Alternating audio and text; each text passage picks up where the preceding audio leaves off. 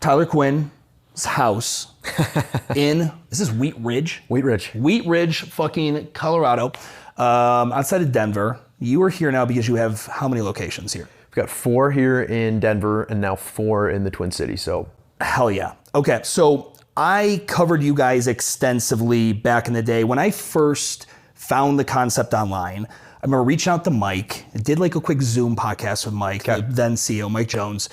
And then I literally flew out a couple weeks later and just spent I probably spent like 13, 14 hours like with Mike. He took me around all the location. It was incredible. And ever since then, I was always blown away. I love a story of guys that came from across the world like I did, and it created something new. Mm-hmm. All that being said, that was 2018 probably is when that all went down. But I have not been able to cover you guys as much since then. Just I have, Mike's role changed in the company. He's doing things. COVID happened. Everything. You guys, especially your physical, actual location to the George Floyd thing, all that stuff. Yeah. I remember you guys. It was chaos. Yeah. So I like kind of wasn't covering as much of it, and so I was really pumped about this opportunity to sit down and talk with you, especially in your new role. But would you give everyone who maybe isn't caught up or up to speed the origin story, the summary version of Alchemy 365? Yeah. The summary version. Real fast. Listen, version. As much or as little as you want to go into. No, I think we've gotten pretty good at telling this story. So as you mentioned, CrossFitters, right? That's our foundation. Origin story. Yeah. I was a CrossFitter in college, graduated in 2009. Didn't want to do anything but CrossFit. So I opened CrossFit Minneapolis like 2 weeks after I graduated from St. Olaf College in Minnesota. Moved up to the Twin Cities and opened CrossFit Minneapolis. This is 2009. So my favorite story, by the way, is you taking showers with the bucket. Yeah, that's like my favorite part of that story. It's one that I love to tell. So for anybody that doesn't even know the story. Go for it. And it's great because I didn't know any better. Like I was just a college guy. So really wasn't making any income, obviously, brand new CrossFit business. So was living inside of the gym. And I don't mean in that figurative sense, like I spent all of my time there. I mean, I had a cot in the back corner, walled it off, and didn't have a shower in the building. So what I was doing was I would actually fill up the empty gallon jugs with hot water. I'd go out behind the building. I'd shower that way. Did that for about a year until I was able to move out. I remember I rented a room in like a friend of a friend of a friend's house with a bathroom across the hall. I felt like I was the king of the world. The homeless entrepreneur. Dude, when I looked through the hallway, I remember laying in bed looking through the hallway at the shower and being like, I made it. Yeah. I did it. But anyway, so CrossFit guy, Mike, who you mentioned, and his wife, Andrea, founded CrossFit St. Paul, so right across the river, the Twin City. Basically, I want to say like 30 days after I opened CrossFit Minneapolis, they were launching St. Paul. So like basically hand in hand. And this is early in the CrossFit trajectory, certainly very early in the Midwest. So there weren't a lot of us, and Mike and I got together over coffee. Mike and I hit it off immediately. I loved his story. Former, Marine Corps. He had his MBA, so he was kind of everything that I wasn't at that point. He was a little bit older than me. I've got 2 older brothers. I don't think there's any question that I saw a certain kind of like older brother dynamic here. Just had a lot of respect for him. And immediately, Andrea and I became super close right off the bat. And the idea was, can we partner on our CrossFit business and grow it faster? And that's what we did. So we had CrossFit St. Paul, CrossFit Minneapolis. We opened CrossFit St. Louis Park, which is just another little suburb, inner ring suburb of the Twin Cities, and CrossFit Minneapolis Northeast. So just up on the northeast side of Minneapolis. How many years opening those 4 locations? So we probably became partners in late 2010, early 2011.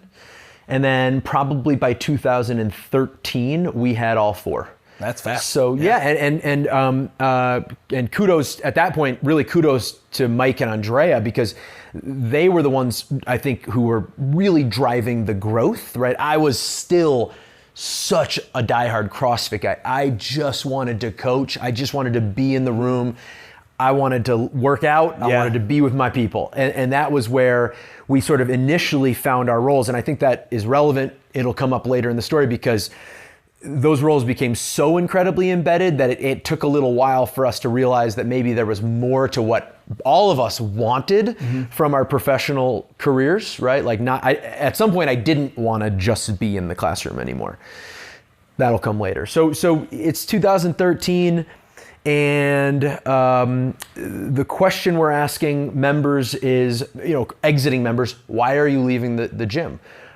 As a 26-year-old, I can't understand my body hurts. You don't want to do kipping handstand push-ups and overheads? Right? Like, I don't get it. I just don't get it. But we're trying to be a little bit more sophisticated in how we're operating. Why are you leaving? What are the problems you're having with the operating model, with the services that we're providing? And yeah, you hear all the obvious stuff. Hey, number one, I don't want to compete in my exercising, right? Again, I don't get it necessarily, but this is the feedback. There's a certain amount of high impact elements to what we do in the CrossFit business. Sort of a diminishing rate of return on certain movement patterns, right? Like I work out 3, maybe 4 days a week. I have kids at home. I'm busy. I got stress at work, and you come in and you're making me do like a heavy single snatch day. And whether or not that's good for you as an athlete is not the point.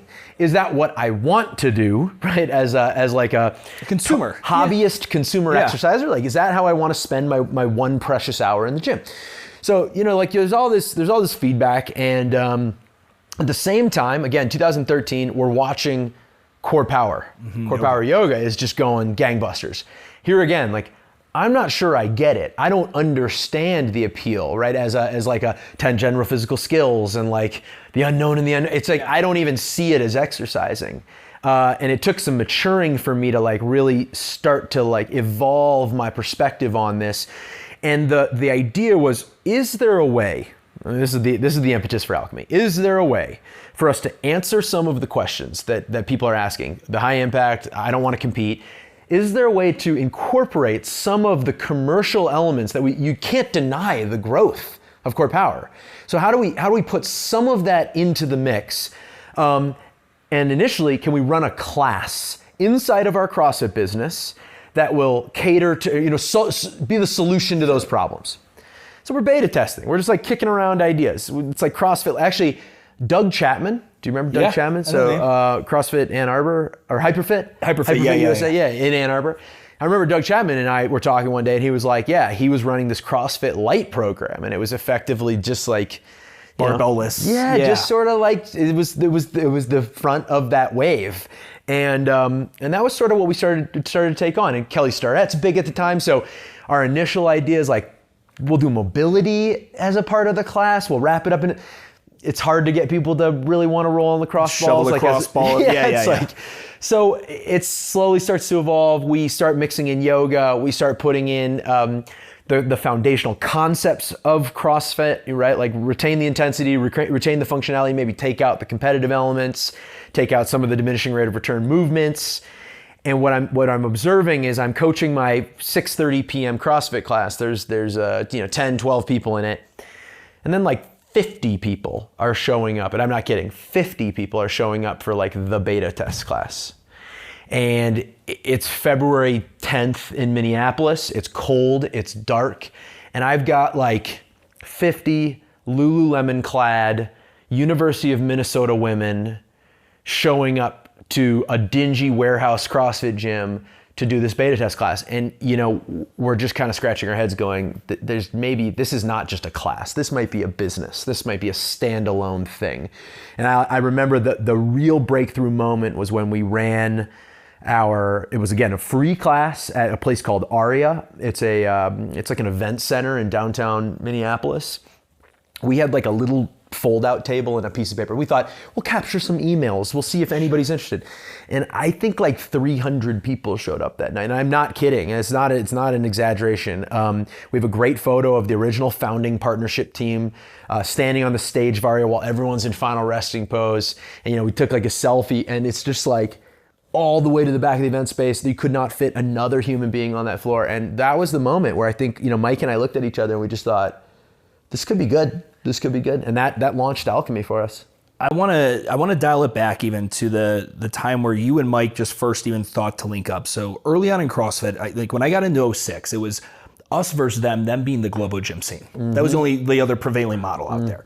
So I was like, fuck that, blah, blah, blah, But then even in the early days of CrossFit, we didn't have any business sense or acumen. So there was a lot of scarcity mindset. Most people you guys would have looked at each other in most markets as adversaries and competitors and fuck that guy, I program better, whatever it may be. What do you think allowed you to become colleagues, companions, and then eventually business partners? Like, what is it about the way your brains work? Or was there an element where he was more like, hey, let's be, colleagues, and you're like, oh, fuck this guy, but I'll see what he has to say. Like, what worked? First of all, it's great to hear you. I mean, that description is so true, right? It's so funny looking back on that period of time in the CrossFit world because, it was so... You were buying up your little territories in a non-franchise model where there were no territories. Yeah. You're like, you're moping up across the street. I hope your mother gets cancer of the eyes. It was so intense, and it was like that. Yeah. I mean, it's so funny. Yeah. I think, I can't speak for Mike, right? Yeah. Like, I don't know what Mike would say about that. I think that for me, I was a year in at that point. So I had operated for a year. You talk about not having business sense, right? I was an English and a political science major. I just loved CrossFit. So I wish I could say I was kidding, but like, I'd have like credit card, like handwritten credit card forms like stacked up on I was like forgetting to charge people. Sure. You know what I mean? Like, yeah. I think maybe the one thing I knew was how much I didn't know. Like, I think maybe that was the one skill was I was aware that while I was very effective in the classroom, and I stand by that. Like, I was a very, very good coach, and I was passionate about helping people succeed, and I was a great team builder. So I think I was really good at helping, even folks who, for whom a gym environment might be intimidating, like really bringing people in. I think that was my skill set. I knew that I was upside down when it came to just like basic business operational know-how. And when I meet with Mike and I hear his backstory and I understand his military experience, and again, MBA from Georgetown, he's working at 3M. I just sort of thought, maybe selfishly, like, here's the answer. Like, this is the answer to my problems. I can let him do all the shit that I don't want to do, and I can be in the classroom and I can run the business. And so when we and actually, just to give you a little more color on like how that relationship got built. The real relationship formed because I was trying to compete at that point as a CrossFitter. Got it. And I was having a hard time, now that I'm remembering this, I was having a hard time keeping up with my training in my gym because it was not about me, right? I was coaching other people. And so like I'd clear the classes out and then it was like my time to train. And it wasn't time to follow up with leads. It wasn't time to go out and partner up with local businesses. No. He was thinking about training. And I would probably struggle in my training because at that point I'm tired and it wasn't front and center. It was like a back burner item. So I remember asking Mike actually if I could come over and just work out with him from time to time. Like, could I just come almost take class and do training in a new environment? Because we all know, you go to a guest gym, like that's where you're going to PR. 100%. Like, yeah, in your gym, you're getting ready, you're loading up the bar, and you're like, fuck, look at that mat. I got to go clean that up. 100%. So that, I think, dynamic was like, we just became friends, and we were spending time together, and and it just sort of happened organically in that way. And Mike was still working at 3M. So when we became partners, I effectively ran the gyms for a while. And I remember standing at a whiteboard with Mike and like the number one goal was how do we get Mike out of 3M? And nothing against 3M, but like Mike wanted to go full bore on great his entrepreneurship. Adhesives. Yeah. Great adhesives. So we literally, we said, I remember, that whiteboard's probably still on the wall at that gym. We stood there and we were like, how much do you need to get paid? And it was like X amount of dollars. And it was like, how many members is that? And we did that. And it was like, okay, so we need to get to this many members and then Mike can quit his job. And I shit you not, we did that. And like that day, Mike was done. And I mean, and he came over, we had lunch at Brasa, which is like our favorite restaurant where we were hanging out all the time. And we were just like, all right, like, there we go. We're both full steam ahead. We are both full-time in the CrossFit business now. We grew it enough to make it sustainable for both of us. How'd the merger work? So did you guys sit down? Because I mean, we're both businesses pretty much the same on paper from a revenue standpoint. Because you guys, whenever I see an A&M kind of happen, like an acquisition or like a merger of two companies, if there's one that's much stronger financially than the other, then there's an equity difference in change. How did that go? Yeah. I don't remember exactly what our like financial breakdown was, Sure. to be completely honest. I don't You guys just kind of know. just go 50-50 in on it? Just So no. And so Okay. Mike, shithead Mike, if you're watching this, no. As a young guy who didn't maybe know any better and was really, I think, eager to find some solutions to Sure. my pain points, I took a 23% ownership Okay. in the business.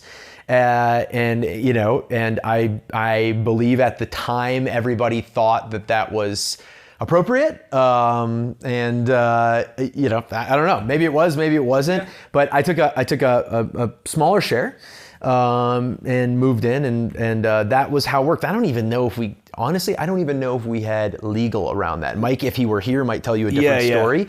But like a partnership agreement, like inked and all that. Yeah, I don't think it was anything sophisticated like that. Yeah. I think it was like a handshake deal. And again, I'm not common for the times. I'm not advising that to Yeah. be the way you do it anymore, but like The reality of the situation back then.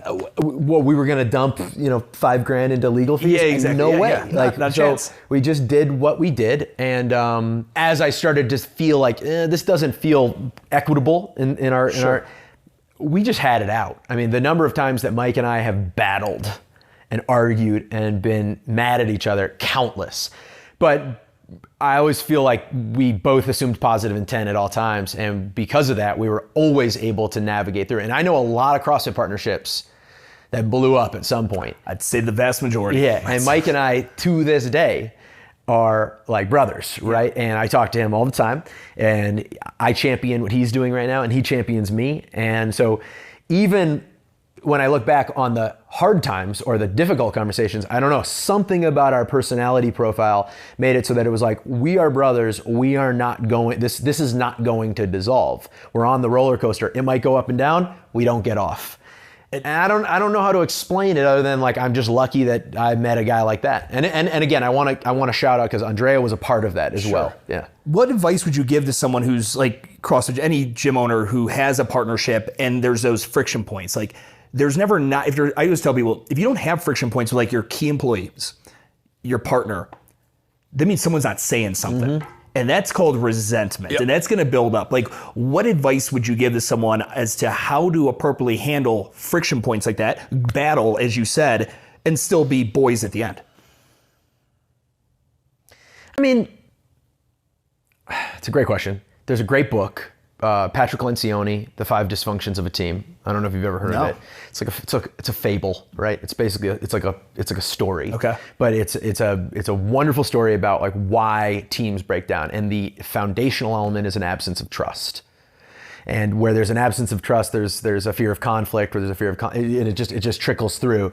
And I'm not going to even try to quote it because I'll misremember. I've got it on my bookshelf. It's all that counts. You should all pick it up. You should all pick it up. need. I've read it many times. I just can't. I can't think of it off the top of my head. But a lack of trust, absence of trust. I think that where there is trust, there can be healthy conflict. Where there is no trust, there cannot be healthy conflict. And trust is not built when you're having the challenging conversations. Trust is built when you're having a beer. Trust is built when you get to know each other's families. Trust is built when you stick up for each other in challenging times, when you spend time together. So the trust building exercises that we did then, we weren't intentionally building trust, but I moved into their home. Right? Like I remember Andrea was pregnant at that point with her twins. Like I got a text at 3 a.m. from Mike saying it's go time when she went into labor. And that meant I needed to be up to coach the classes that day because he wasn't available. Like that's how you build trust. And I eventually moved into the house. Like I'm waking up when the babies are crying in the next room, and I'm pulling them out of their cribs and holding them and loving on those kids. And we built that sense of trust so that when conflict emerged, it's not scary to go there with someone because like, you just feel like there's a certain, it's not unconditional, obviously, but it's as unconditional as it can be at that point. So my advice is before you have conflict, you got to make the investment into trust building exercises, right? And there are a million different ways to do that, but mostly it's just time spent together, not at work. That is how you build the trust. I mean, I think even today, like we're much more intentional at Alchemy, but we do trust building exercises like every quarterly meeting with our leadership team. Anytime our leadership team gets together in person, because part of it is back in Minnesota, there's always work followed by social time, right? It has to be social time. And people think, well, what a waste of time. Absolutely not. That is how you build the trust so that, when the bad stuff bubbles up, you don't feel so scared to talk about it. So I don't know, I guess that's my 2 cents on it. Start building your trust before you start having the conflict. There's a business within a business of Alchemy 365 that came about, and we'll call it it's maybe not a business, but an invention, an actual creation of a product that otherwise didn't exist prior. And I always loved, I've used you guys for years. I'll give a keynote on branding. And I generally use Patrick Hanlon's primal branding, which there's 7 elements of every primal brand. And one of them is the story behind your mark or the logo and things like that.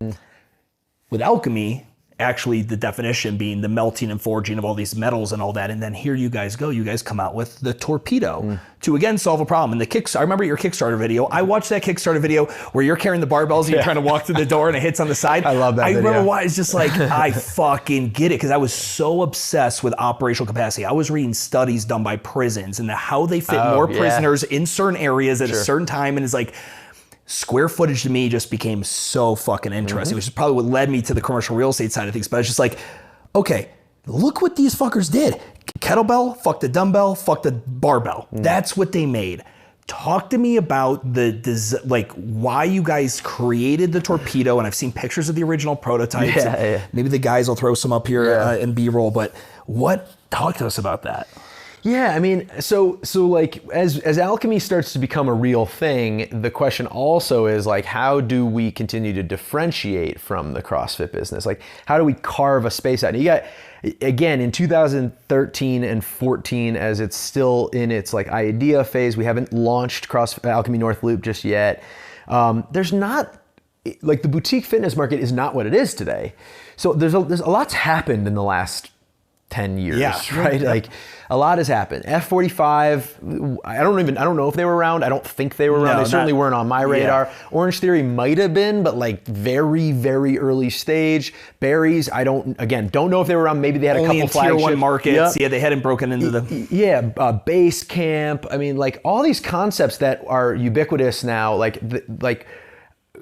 just weren't there. And so for us, it was like, what else can we do to make sure that people know we're not going to just try to be a CrossFit box with a new called Alchemy. And right off the bat, it was like, well, we need to explore the idea of equipment, right? Like what equipment are we using? When we launched Alchemy North Loop, we did it with dumbbells and kettlebells. But at that point, we were already playing with the idea of some sort of combo product that would, I don't know, bring everything together. And I remember like, I had originally thought of something like I jokingly called it a Mike and Ike. It was going to be a dumbbell weight, like a big pill kind of thing. Like a big pill, like, and you would just like have different weights, right? Like that was like one. I remember even drawing it on that same whiteboard, with like trying to do 3 dimensions. Being like, Mike, what about this? And really, I gotta give Mike the credit on the heavy lifting on going from, because it's easy to sit around, shoot the shit, come up with an idea. But like to go to our friend Matt, who was running at the time Gopher Sports, which was a manufacturing and equipment manufacturer, learning about how does equipment get made, patents, how do patents get developed. Wait, who's this guy, Mr. Jesse in China that we work with, right? Like okay. Oh, you gotta do like a $20,000 investment just to get a single mold made. Never mind, like the actual creation of. So like, and a lot of friends. It takes a village, right? Like Mike Hara is a guy. Mike, if you happen to watch this, like you're the man. Mike Hara is helping us build this, and he actually was the one who we went over to his house, and he, with PVC concrete and like iron piping that you'd buy at Home Depot, right? We built the first torpedo. It's like this big. It's like iron pipes on it. Still smaller than a barbell. Yeah. And we're just like starting to see this thing take shape. But I do want to just like say, I think Mike really, he's I think a pretty pure entrepreneur in that like he likes to build from scratch. Like he likes the very painful early phase of the development of these stories. And that, like, again, that could have been painful for me. For him, I think he saw it as fun. And the first torpedo gets made. And I think we had a really difficult decision at that point to say, like, are we going to go for it? Are we going to open Alchemy Northeast with torpedoes? Or are we going to like stick with the bread and butter? And we went for it and just kind of saw what that was all about. And again, this had implications on like, how do we train trainers? How do we write workouts? Because like there's new movements that you can do here, and there are other old movements that maybe don't feel the same. It was a tough one for me to swallow because as a diehard CrossFitter, right? Like I don't think a torpedo necessarily swings the way a kettlebell does. I don't think doing a power clean with a torpedo feels the same way like a power clean does with a barbell, obviously. And it took like reframing my like, what is the purpose of the apparatus? What does it do for us? And again, I talked about like the evolution of my thinking early. It took a little bit of evolving for me to like really embrace it as like, I see it's the right tool for this business model. And if you want to talk about capacity, right, we're in like, now our classrooms are like 1,700 square feet and we can get 35, 40 people in the room without having space limitations. And now we're talking about the economics of our business. Our economics completely change, right? I mean, it's like overnight you go from the CrossFit model, which is fairly limited in terms of how many people you can get in the room, and you've like quadrupled the number, maybe not quadrupled, tripled the number. So I don't know. That was the idea, and we actually have a version 2 that we built that we had made, rubberized outer handles, chrome center with some knurling on it. Just haven't really pulled the trigger on like going forward with it. But I think at some point it would be very interesting to see the torpedo evolve. And I truthfully, I'll just like put this out there just in case anybody in the world hears this and thinks it has an idea for me. At this point, post-COVID, one of the big lessons was like, we got to stay in our lane. We got to do what we do best. And I don't think the development and manufacturing and ordering and shipping and housing and distribution of equipment is what we do best. There are people that do it better. So what you're telling everyone, if you have an offer for me, I'll entertain it. We would love to outsource the torpedo. I think it's a kick-ass piece of equipment. If somebody was like, hey, I'll take the patent. And we want to be able to obviously buy them at cost. We want to be able to continue to run alchemies with torpedoes. But if we were able to get some earnings on units sold, even small earnings, I think it would be this is like a who not how situation. Sure, like, yeah. We shouldn't be figuring out how to be an equipment manufacturer. We should find the right partner to do it with us. So if anyone's out there, let me know. So the sales point for me, so I learn of you guys, the torpedo and all that, and I order one instantly, just off the site, get a torpedo sent. It's in my office and I'm fucking around with it. I'm like, okay, I get it, this makes sense. But it's just in my office. I haven't done anything with it yet. And then I hear from outside, I knew we had we always allowed up to 2 prospects per class. Okay. I can hear one of my coaches and they're trying to do the front rack position with the prospect. I fucking grab the torpedo, I run out there, and I just like fucking stiff arm. I'm like, hey, listen, so typically a lot of times, as we get you used to the barbell, it's a pretty uncomfortable position to be in. We actually have this great thing called a torpedo. I feel like we had lots of them. We had one. Gave it to her, and that perfect neutral wrist.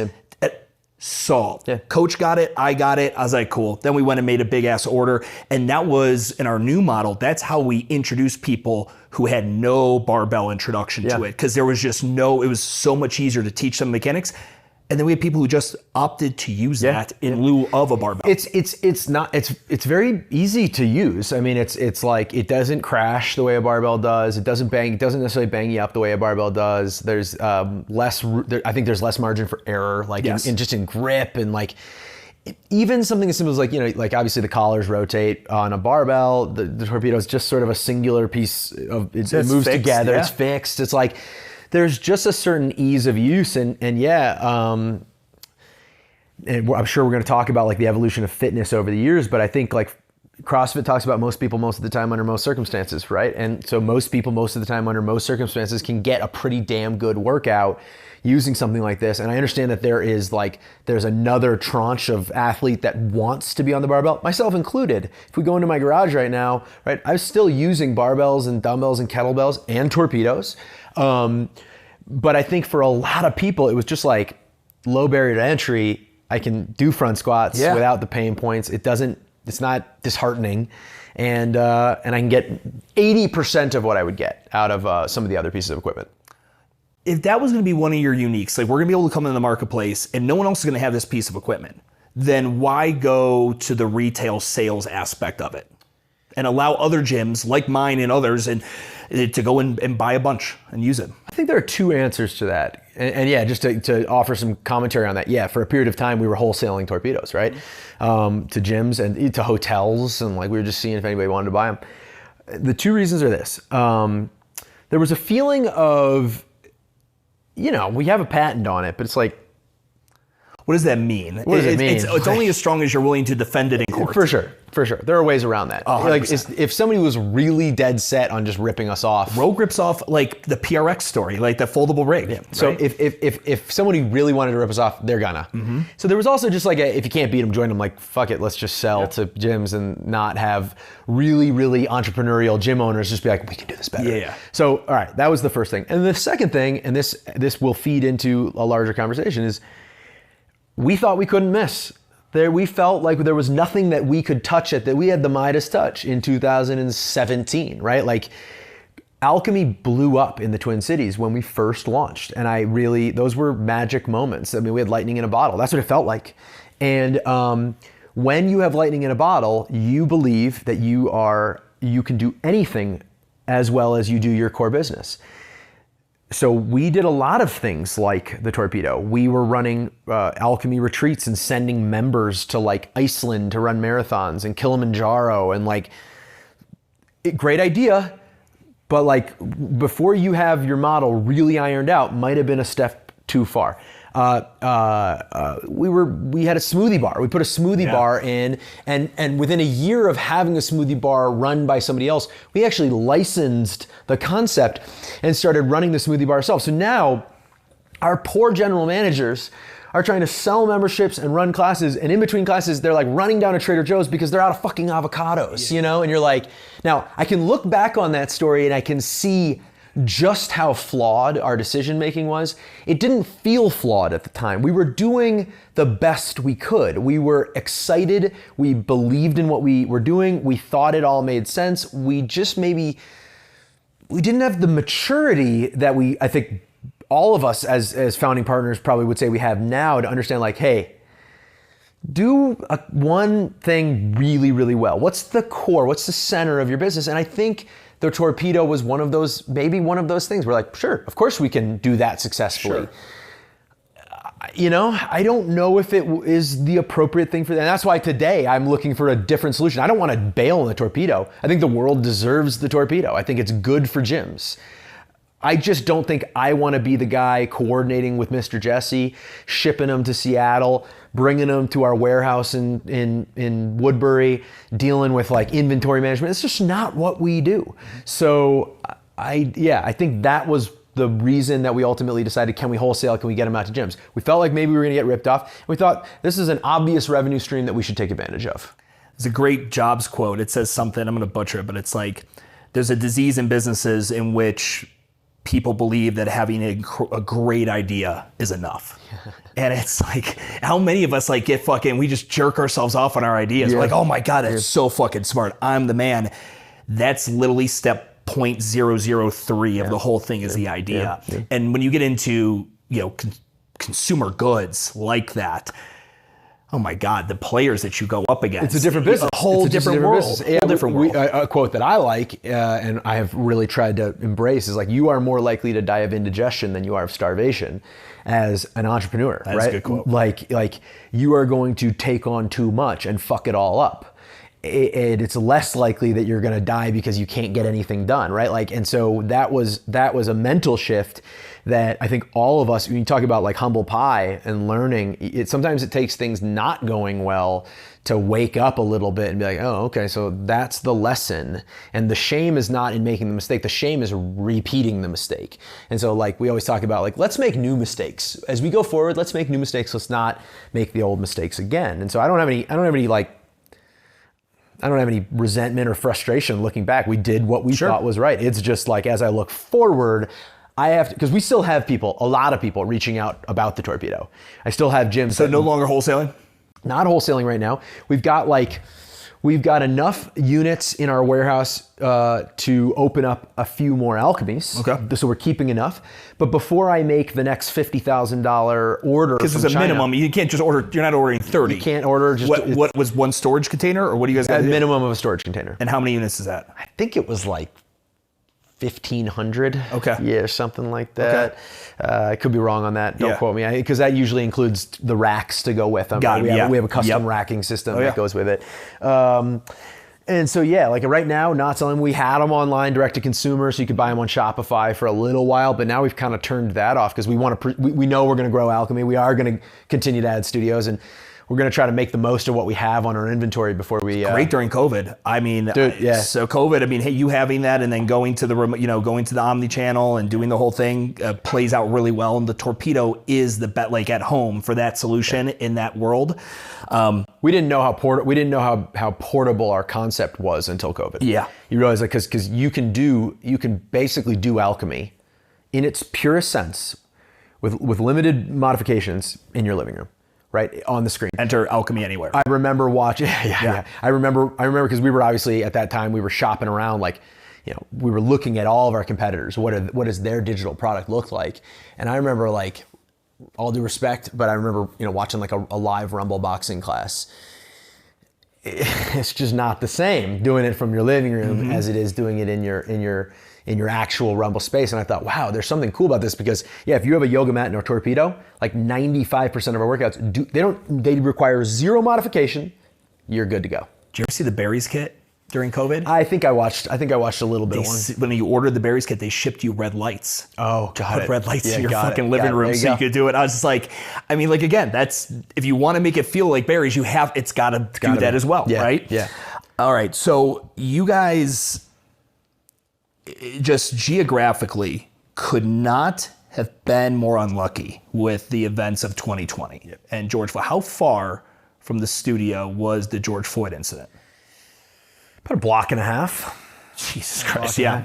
It's bad. So talk to me about the Minneapolis. So by the time 2020 hits, you guys are already in the process of expanding to Denver. Yeah, so I mean, we not only had tough locations, we had very tough timing. So I mentioned we raised equity, friends and family around, not an inconsequential amount of money, like real money from real people, to open up, to expand. The Denver market. So we had Low High was open in Denver already. But we opened in 2019, we opened Uptown, which is the location you're referencing. Yep. And that was, at that point, our most expensive build out. Again, you talk about like retrospective errors. Our model kept getting more and more expensive as we felt like we were having more and more success. We just started throwing more and more money at it. We weren't focused on the repeatability of the model. We were like just trying to push it as far as we could. Another topic. But, and then I'm not kidding you, in, I guess it was January of 2020, we opened Tennyson Street, which was also a very expensive build out. So like, we've got two studios, as most of your audience probably knows, like these are capital intensive business units, cost a lot of money to launch them. Ground floor retail spots. We're no longer industrial, space. But we'll talk about the Denver locations because you guys have kind of reverted back to slightly more. A little bit. Yeah, we'll talk about that. We made some adjustments. So you got two studios. You got like what? $1.5 million of cash out to get them open. You get like 5 months in Uptown, and you get like 1.5 months in Tennyson. COVID hits March of 2020. and you're shutting them down. So now you've taken all your equity, your private equity that you raised, you've pumped it into the business per the agreements, per the story that we've been pitching our shareholders. Like, hey, we're going to take this money, we're going to go, we're going to launch, we're going to grow, we're going to scale up. The money goes out. We're cash poor as we go into the pandemic, and we've got 2 studios that are brand new. They're fucking beautiful, and they're empty. They're shut down, right? So like super painful moment in time. And Uptown, and I should say, Uptown, we ultimately, just this like 6 months ago, we closed it down for good. So we had 9 studios. We're down to 8 because that neighborhood has not really rebounded. There was a pretty serious exodus of businesses out of the neighborhood. I remember watching the fires. I was at a bar texting Mike, being like, dude, how are you guys? We had some crime issues in our space. And what happens is our coaches don't want to be there. You know, I got some 25-year-old doesn't want to be parking their car at 4:50 in the morning and opening it up by or themselves 7:30 at night, walking down the street. They just don't feel comfortable, and I don't blame them. There were shootings like 3 times a week, and the nail in the coffin, so to speak, was like 6 months ago. An employee sent me a text and said, "Did you see this?" And I pulled up my phone, and it was like 1 dead in Uptown, and it was the lead photograph was a picture of Alchemy 365. Jesus. And like 50 feet of glass storefront had been shot out. So there had been a big shootout on our street, like directly outside the building. And my staff had been there 4 hours prior. It happened at 9 o'clock at night. So 4 hours earlier, I had a team of people there doing something. And the fuck am I going to do? Am I going to ask them to go back to work the next day? So we touched base with the landlord and just said, look, we gotta go. We gotta be done. And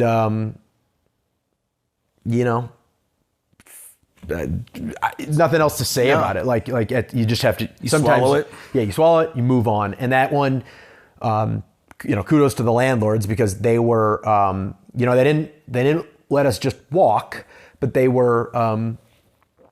They understood. They were fair Yeah. in our lease termination negotiations. We paid some, but they did not. They could have held you to a personal guarantee that you signed and all that. They could have really hurt us. And even though that was a tough negotiation that took several months, I am. In the off chance that anybody ever sees this, I am appreciative of the way that those guys worked with me because I think it was in good faith, and it was one of those deals where we both left unhappy, right? Which is like probably a good sign that it was, just a tough one. For your investors that you had, I remember when Mike was hitting the road and you guys were doing your raise, right?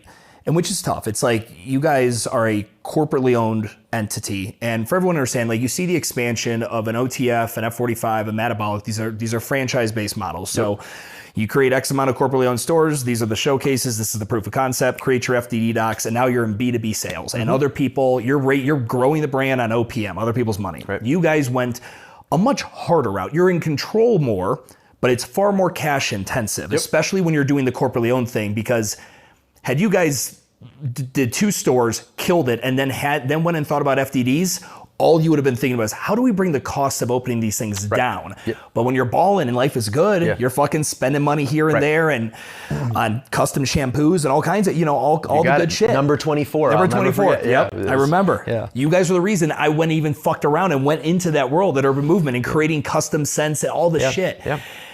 So looking back on that, with you guys are still obviously corporately owned, have you ever had that? What's the discussion been like? Should we franchise? Yep. Should we have, or are you guys happy with the corporate route?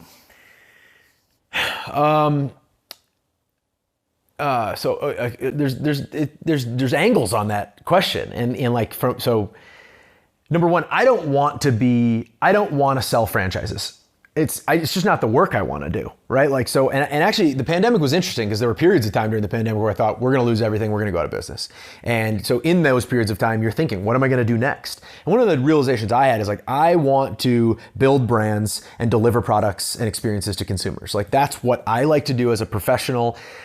Even if it's not the most lucrative way to spend my time, it's what I'm passionate about. It's why I love. So what drives me in Alchemy? I love our branding. I love the way we interface with our members. We still touch the results of our product. So selling franchises is not something that is interesting to me. Like in your role? In my role, Got it. Personally. Now, at some point, the question becomes, well, what are you doing with the business then? Because how do you continue, if you subscribe to the mindset of like grow or die, what do you do? Because we're not sitting on that same amount of money that we were in 2019, right when we closed the round, right? We're like that was supposed to take us to the Series A, right? The idea was raise us enough to get, enough critical mass that all of a sudden you're going to real. What number was that for you guys in your head? How many stores? I don't even remember what we said. I mean, I think we were in that, like when we were gonna be in that like 2 to 5 million in EBITDA, we felt like that was where we could go out and really drive the conversation and start having private equity conversations that would, change our lives, right? Like the kind of money that was gonna be like, okay, like holy shit, like let's do 100 all around the country. We don't have the luxury of doing that anymore. And so when I said there are angles, like I think, we've got a board and we've got shareholders, and there might be a time where somebody says, look, like franchising is the right route to grow the company and get the biggest ROI on this investment. And then there will have to be a discussion there. I'm not entirely sure that I would confidently say that we have a repeatable, predictable model yet. And so like, if we were to franchise, one thing I know, going back to the who, not how, is like, I also don't want to learn to be a franchisor. If I were to ultimately be convinced that franchising was the right route, and if it felt like that was a job that I still wanted to do, I still think that we need to find a franchise partner, like a franchise group that does this. Like this isn't something that we go and just like start, piecing it together. A franchise group is going to look at our business and they're going to look at the range of sizes of our, and I'm speaking a little out of turn, maybe I'm wrong. I suspect that somebody's going to look at our business model and they're going to say, okay, you got like Low-Hi and you got these Tennyson stores and you've got Edina. They look kind of a certain way, certain size, certain contribution margin, certain membership base, certain real estate profile. Okay.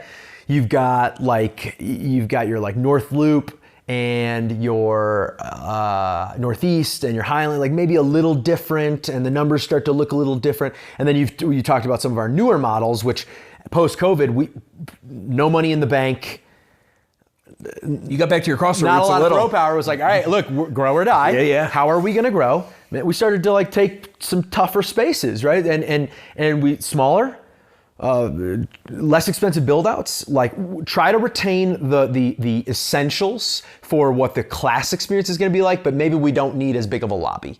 Maybe we don't need, we don't need the retractable roof, so to speak. So played with that. And they're going to look at some of our newer studios, the Rhinos, the South Broadways, and they're going to say, okay, so you got basically 3 tranches of business units.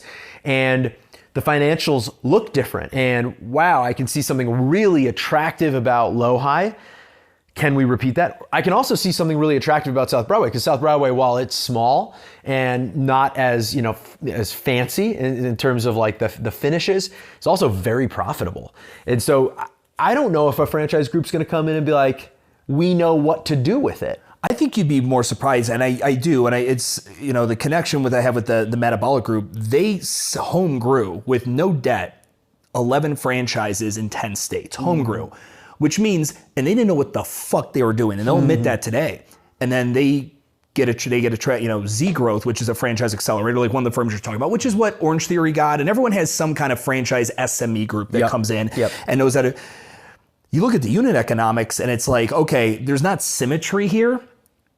But there's common denominators, and you could pull like, well, no, you did a real good job in Low-Hi with that, and you did a real good job with that thing there. Imagine like a location that does both of those two things, right? Like this real estate profile, I don't know, that fucking OpEx is real heavy on your model versus that real estate profile. Like, and when you start scaling like that, now you also have economies of scale in equipment packages and costs come down and stuff like that. And because we have the relationship in China with the Torpedo, and we now like everything is branded, right? Our boxes are branded, everything, the slam balls are branded. Like we could do the equipment package relatively easily because it's all teed up. They know exactly what we need to order for a studio. Truthfully, I mean, yeah, I mean, you might be right. I mean, maybe there's more room for it than I think. I've also become a little bit cynical about outside capital in general, because, you know, in the post-pandemic, or even like during the pandemic, it was like we needed to hang on, and it just never felt like, for me, I never felt like I could connect the dots. Like I was meeting with private equity shops, I was meeting with bankers, I was meeting with high net worth individuals, and I could never really figure out how to put the deal structure together that made sense. I mean, we got close a couple times on a couple things, and I kind of came through it and I just said, fuck this. We're gonna just figure it out on our own. We're gonna drive our profitability internally. We're gonna be gritty about it. We're gonna, instead of focusing on the outputs, how do we get to 100 stores? We're gonna focus on the inputs. How do we deliver the highest caliber service to our customers? How do we keep our team healthy? And let's just trust that that's gonna get us growth. And at some point, it almost became like, let's become such a kick-ass business again that we're attracting outside capital. I'm not going and asking for it. Like, I'm waiting for a franchise group to come and say to me, like, hey, we've been to a few of your studios, we've tested a few of your classes, it's really, really good. We like the Torpedo. We think there's something here. Like, I'm kind of tired of selling it because I believe in alchemy. I know how good it is. I'm in that studio. I'm in all of our studios. I'm walking around. I'm listening to the stories. I'm looking at our coaching staff, and I'm like, I don't need anybody to validate this for me. Yeah, it's not that you're not comfortable with the idea of a franchise. You're just like, fuck, I'm not getting on my fucking knees for anyone. You come to me and want to have a conversation, you'll entertain the conversation. 100%, absolutely. And we've entertained many conversations. It's just a little bit of like, I don't know. I mean, we got back to profitability post-COVID. In 2023, I think we had like a 5x profit growth on 2022. So like, I'm watching the business go up into the right. And there's a certain, we didn't get any help when we needed it. And so there's a certain chip on our shoulder, if I'm gonna be honest. I don't think I'm the only one on our team who feels that way. Yeah. And it's not to say that again, we would not entertain conversations, but we're enjoying the journey again. You know what I mean? So why switch it up? We're not so fixated on how do we scale 10? How do we go from 8 to 18 tomorrow? Sure. It's a little bit of let's just keep being really good at what we do right now. And we have grown. We added 2 studios during the pandemic. Yep. We have launched and are continuing to roll out a bunch of really exciting new initiatives in 2024 internally that do not mean adding new studios, but which are going to drive revenue, and they're going to be high margin services. We've already seen that there's a big appetite for some of these services inside of the business.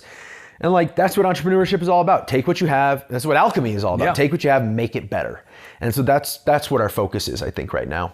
I love that. And I think you're right. I think probably staying corporate, because you take out the 2020 and the 2020 hangover, you guys haven't really had enough time to really be, touching on this double digit, type, unit thing, which is, it's a whole different game at that point.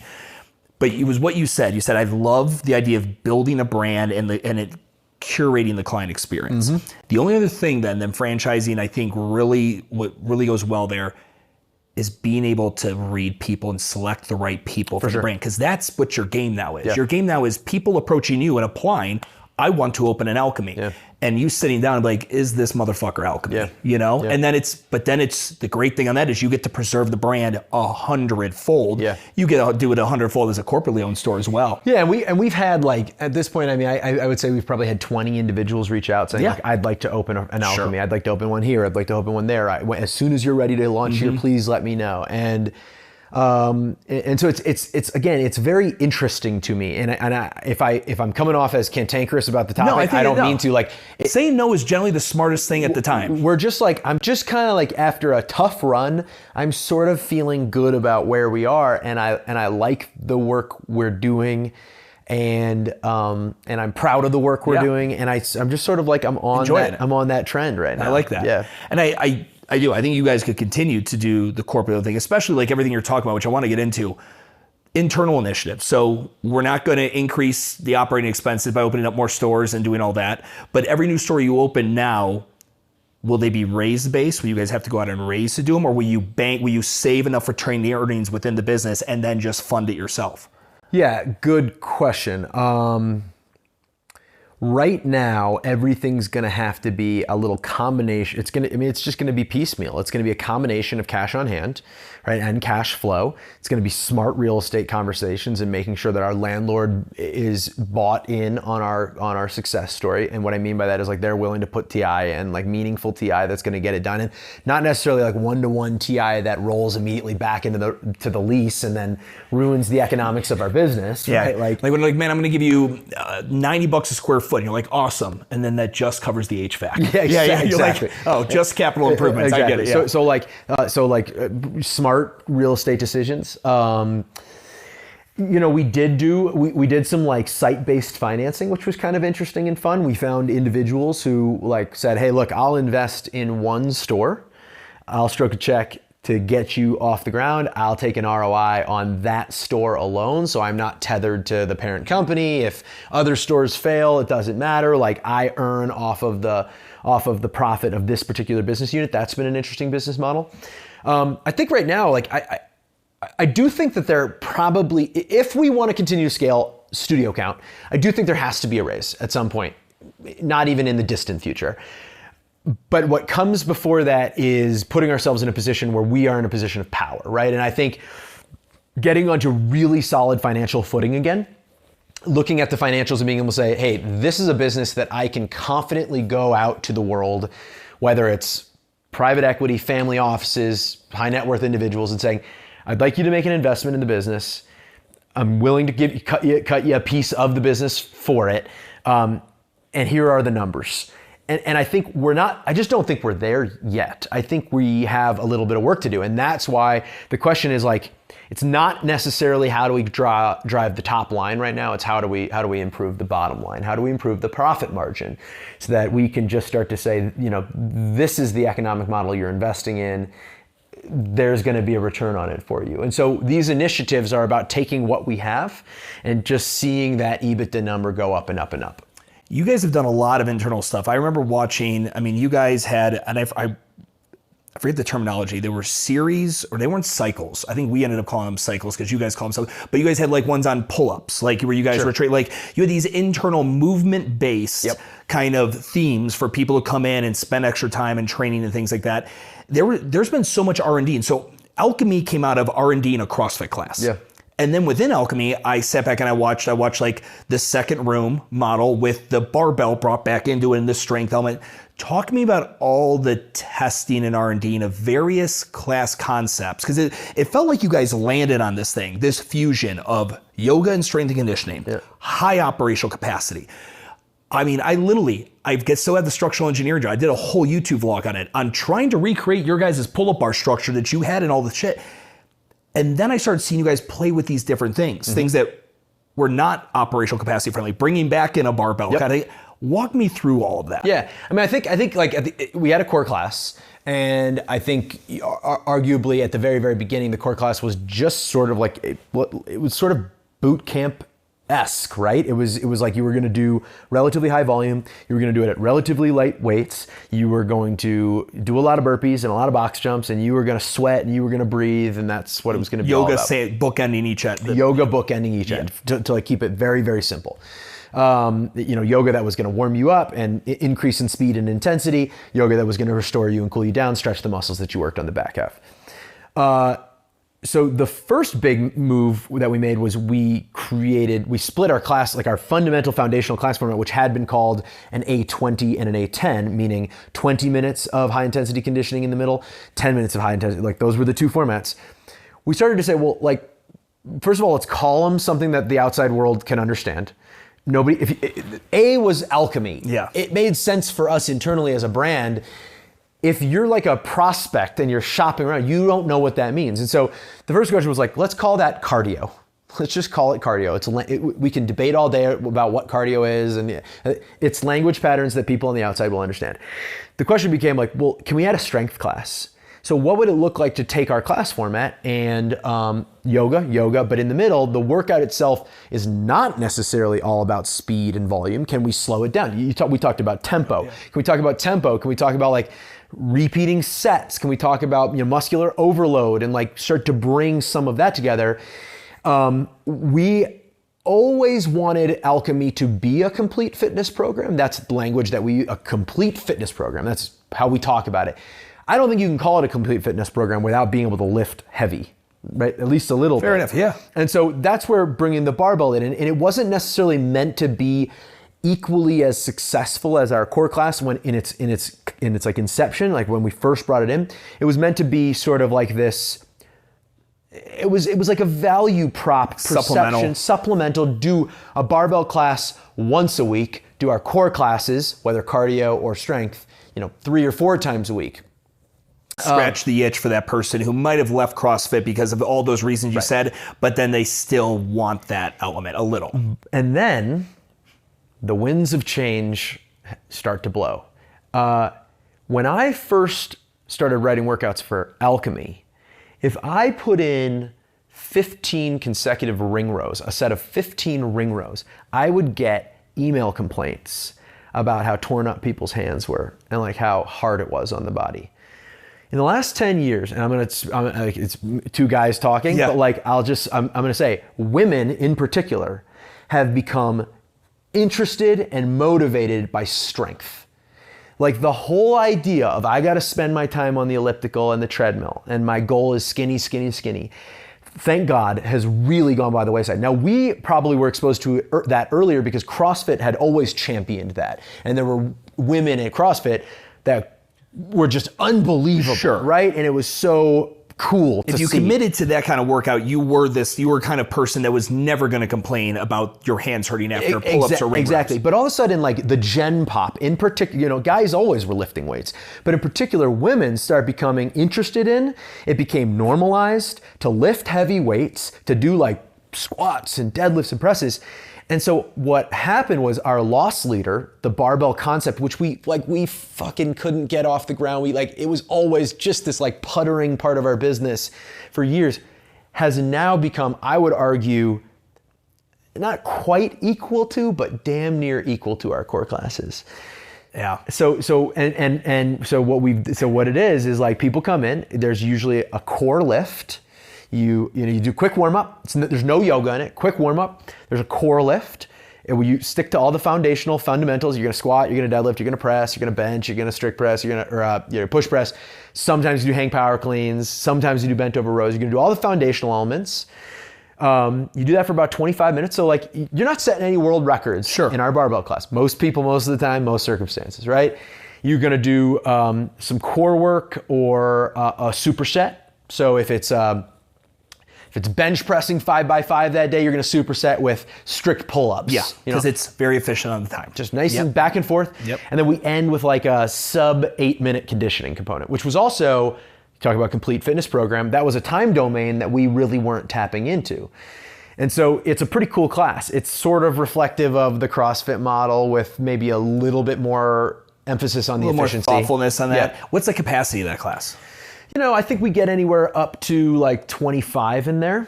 Okay. And that's because you don't all need your own bar and your own state. The conditioning doesn't include the barbell. The conditioning goes back to torpedoes, body weight stuff. So you can get 5 people on a squat rack. And we treat that as an opportunity for camaraderie. And the rule is the barbell is always in motion, right? Like my favorite West Side Barbell Louis Simmons video is like I think they had like 9 lifters on the same squat rack doing box squats. Men and women, various heights, and they knock this thing out. They do like 8x3, and they knock this thing out in like 15 minutes because everybody's changing weights. Yep. There's like a quick rotation, and I loved that video because I was just like, and actually it didn't diminish the quality of the experience. It kept the intensity so high, and so that's the rule. If you have 5 on the rack, barbell's always in motion. I'll walk by a rack, I'll say, why isn't this bar moving up and down right now? Let's go, who's up? And that becomes the game of the coach. And that's also fun for the athletes. And in alchemy, where there is a sense of community, but it's not super interactive, the barbell class also allows people to interface with each other much more intimately than they do in the core class. And so now you really have this full spectrum of fitness. You are offering yoga, basic yoga. You are offering high intensity conditioning with the foundational movements, reasonable volumes, reasonable work domains. You now have a barbell class that allows you to hit your 5x5s. We do 6-week cycles. So they'll do time under tension. They'll do complexes for 6 weeks, push-pull for 6 weeks. The cycles change, right? High volume, mid volume, low volume over 6 weeks. We just play with different cycles that we're all familiar with. And you've got really short duration, high intensity conditioning. So like, an example of a conditioning component in our barbell class might be something like 50 devil's press for time. Got it. So you're talking like short, aggressive, fast. It's bringing Fran into our barbell classes. And so if you're an alchemy athlete, you really can do a little bit of everything in our space. And that's what the barbell was all about. And it's interesting because it took 10 years of people's mindsets shifting for the barbell class to really pick up. The funniest thing is that I look at that like the beer industry. So Bud Light, Miller Lite, well, Budweiser, Miller Lite, Bud Light, right? And then craft beer shows up. And when you look at the consumer, like in the beginning, like you're saying, like how women, and it's everyone in the industry knows this, women were not leaning towards strength training. Because consumers are either problem aware or problem unaware. Women were problem unaware. I didn't realize this is a problem. And then over every blog and every article and everyone say, how many times you see, Instagram or whatever, like you're not going to get bulky if you blah, blah, blah. You do that for a long enough period of time. Now the consumer becomes problem aware. Now the new problem is, are they solution aware? Are they aware that your thing is the solution? That the beer industry, we're having the brewery in my building now, it's like talking to those guys, it's like, everyone just had regular light beer, Budweiser. Like, why would I pay $8 for an IPA? What is this? An IPA? I don't understand. Indian Pale? No. Now it's a thing where it's going the other way. It's like people go into a brewery now and it's so common. Like, hey, you got something light? You got something easy? Like, no, this whole thing started because we wanted this very elitist version of the thing. And then it goes back. Then it's like, okay, now breweries, they all have some version of a Blue Moon. They all have some version of a Bud Light, some lighter thing.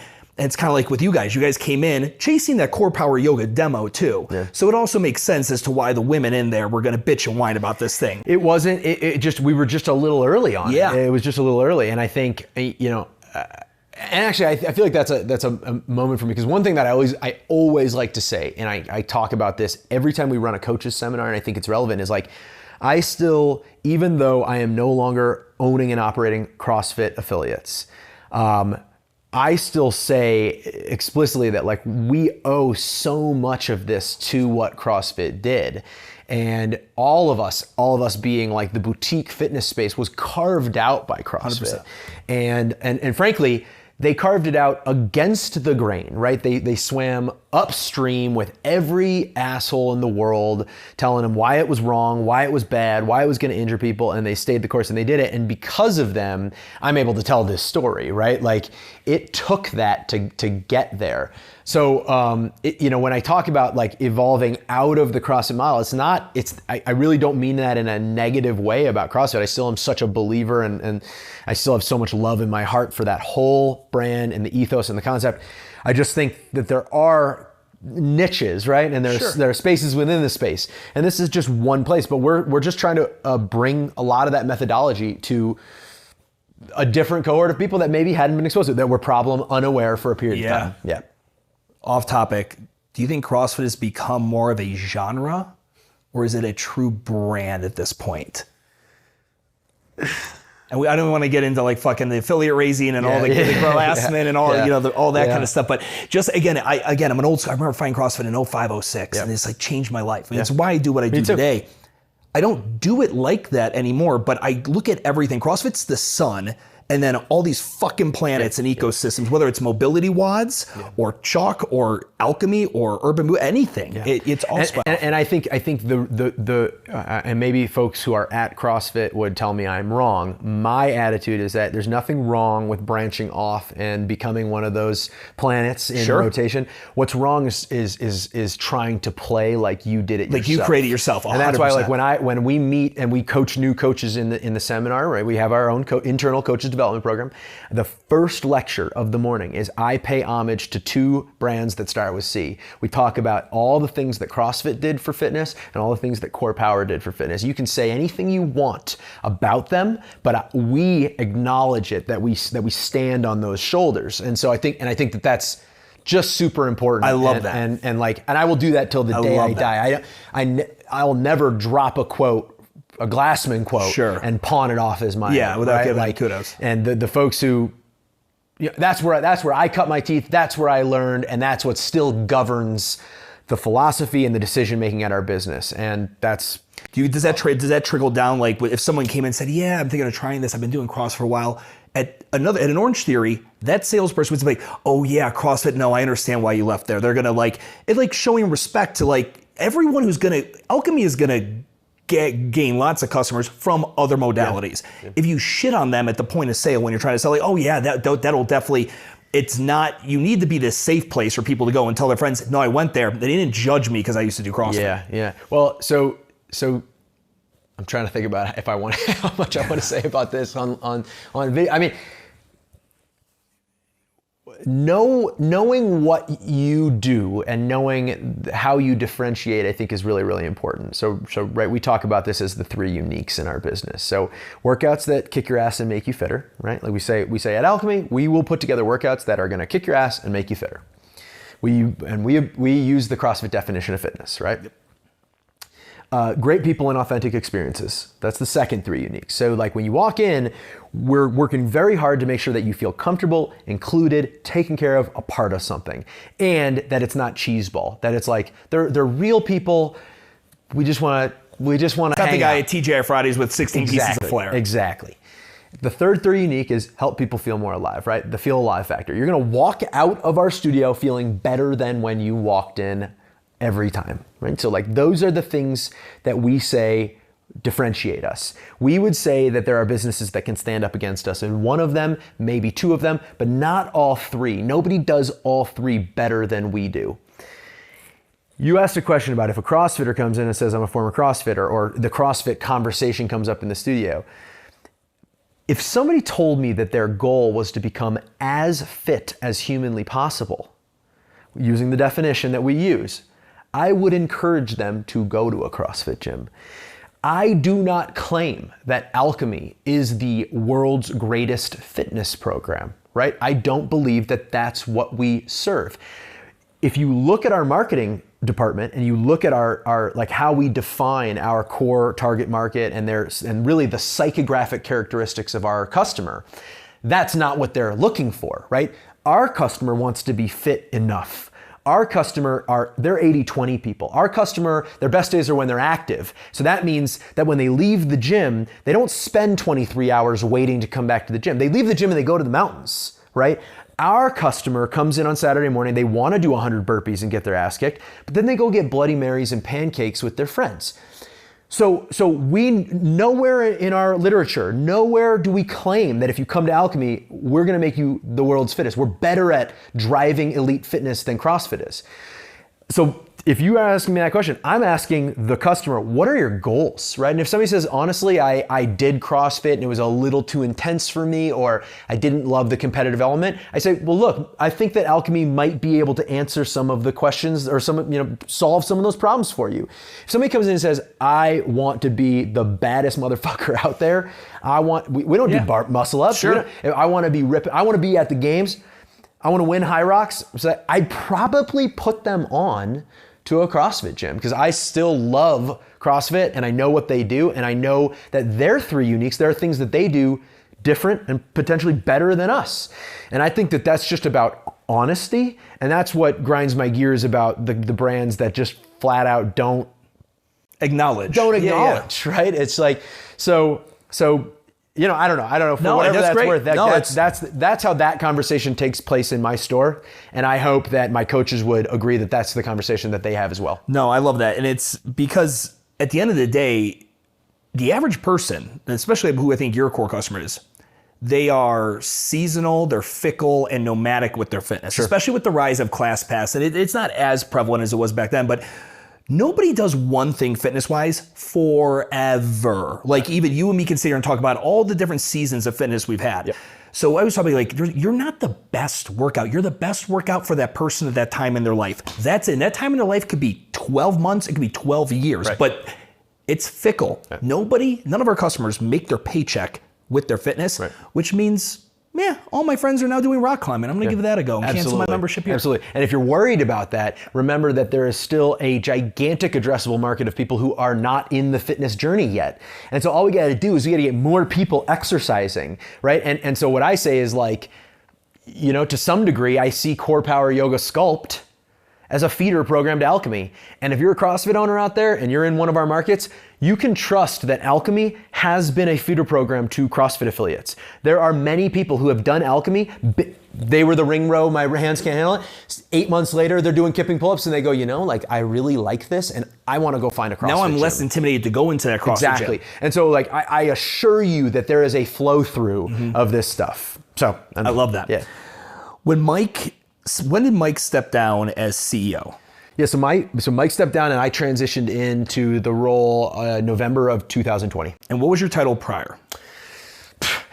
Was it chief cons or like training? Talent officer. Talent officer, that's what it was. Okay. Yeah. I've gotten really, really off of titles in general. I was the guy who wrote the workouts, trained the coaches, and made sure that what the experience was and the way that experience got delivered was really, really good.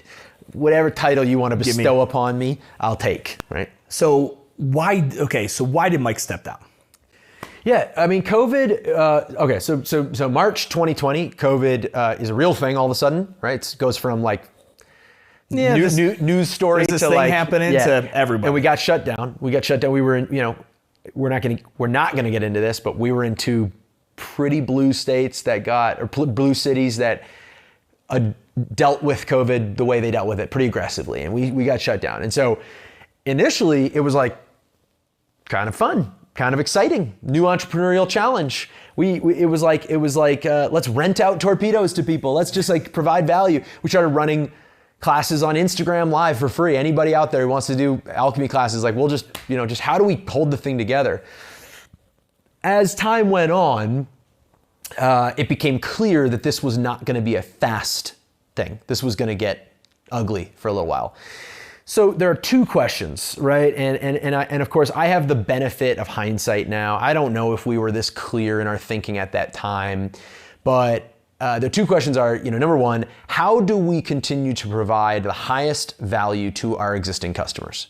Like, what does that look like? It's running classes digitally. It's giving torpedoes out. It's running part classes where possible.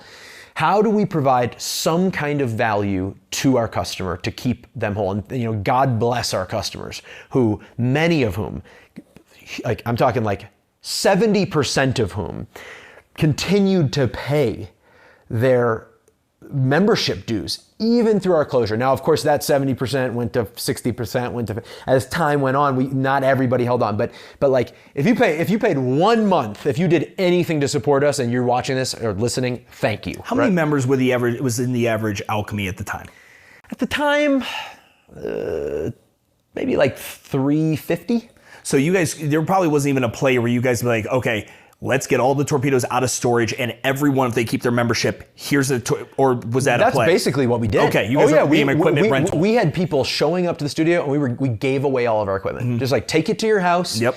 Log on to our at home. Like that's what I meant by it was fun. It was like sort of like if there was some entrepreneurial, like we got the juices going again. Like as we realize that time's going on. So the question is, how do we provide value? The second question is, what is the minimum viable accountability chart required to deliver that value, right? Like, how many people do we need and who do we need to continue to deliver that value? And if you are the person in our business selling torpedoes to hotels at that point in time, there's not a place for you, unfortunately. It sucks, but it's got to happen, right? And that got, initially it was just a few people. There was a first tranche that left, and then there was a second tranche. And I'll tell you one thing that's very, very important to remember if you're an owner or operator.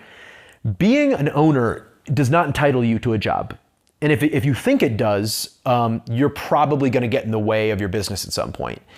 And this was one of those moments where like there were a few of us owner operators kind of like, do we get like, are we on the chopping block? And it was like, fuck yeah, we're all on the chopping block.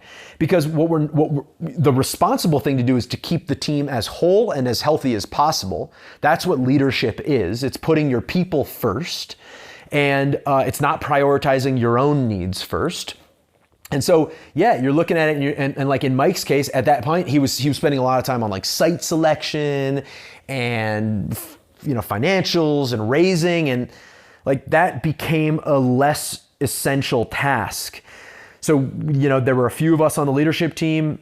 In the end, I was the only one who, I'm the last one standing, I guess, right? Like I'm the last one in the business.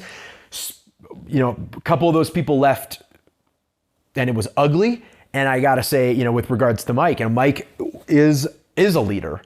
Leadership is something that he learned as a Marine, and I think probably is embedded in him naturally. He didn't just learn it all. And Mike, I think to some degree, I don't know if he like fully, but to some degree volunteered and just said, I recognize that for the long-term greater good of alchemy, we need to chop this thing down and tighten the belt as much as possible. And I think at the time everybody thought it was going to come back and that, Mike would return and everybody would just sort of, it would just like, yeah, we'd go dormant for a little while and we'd come back.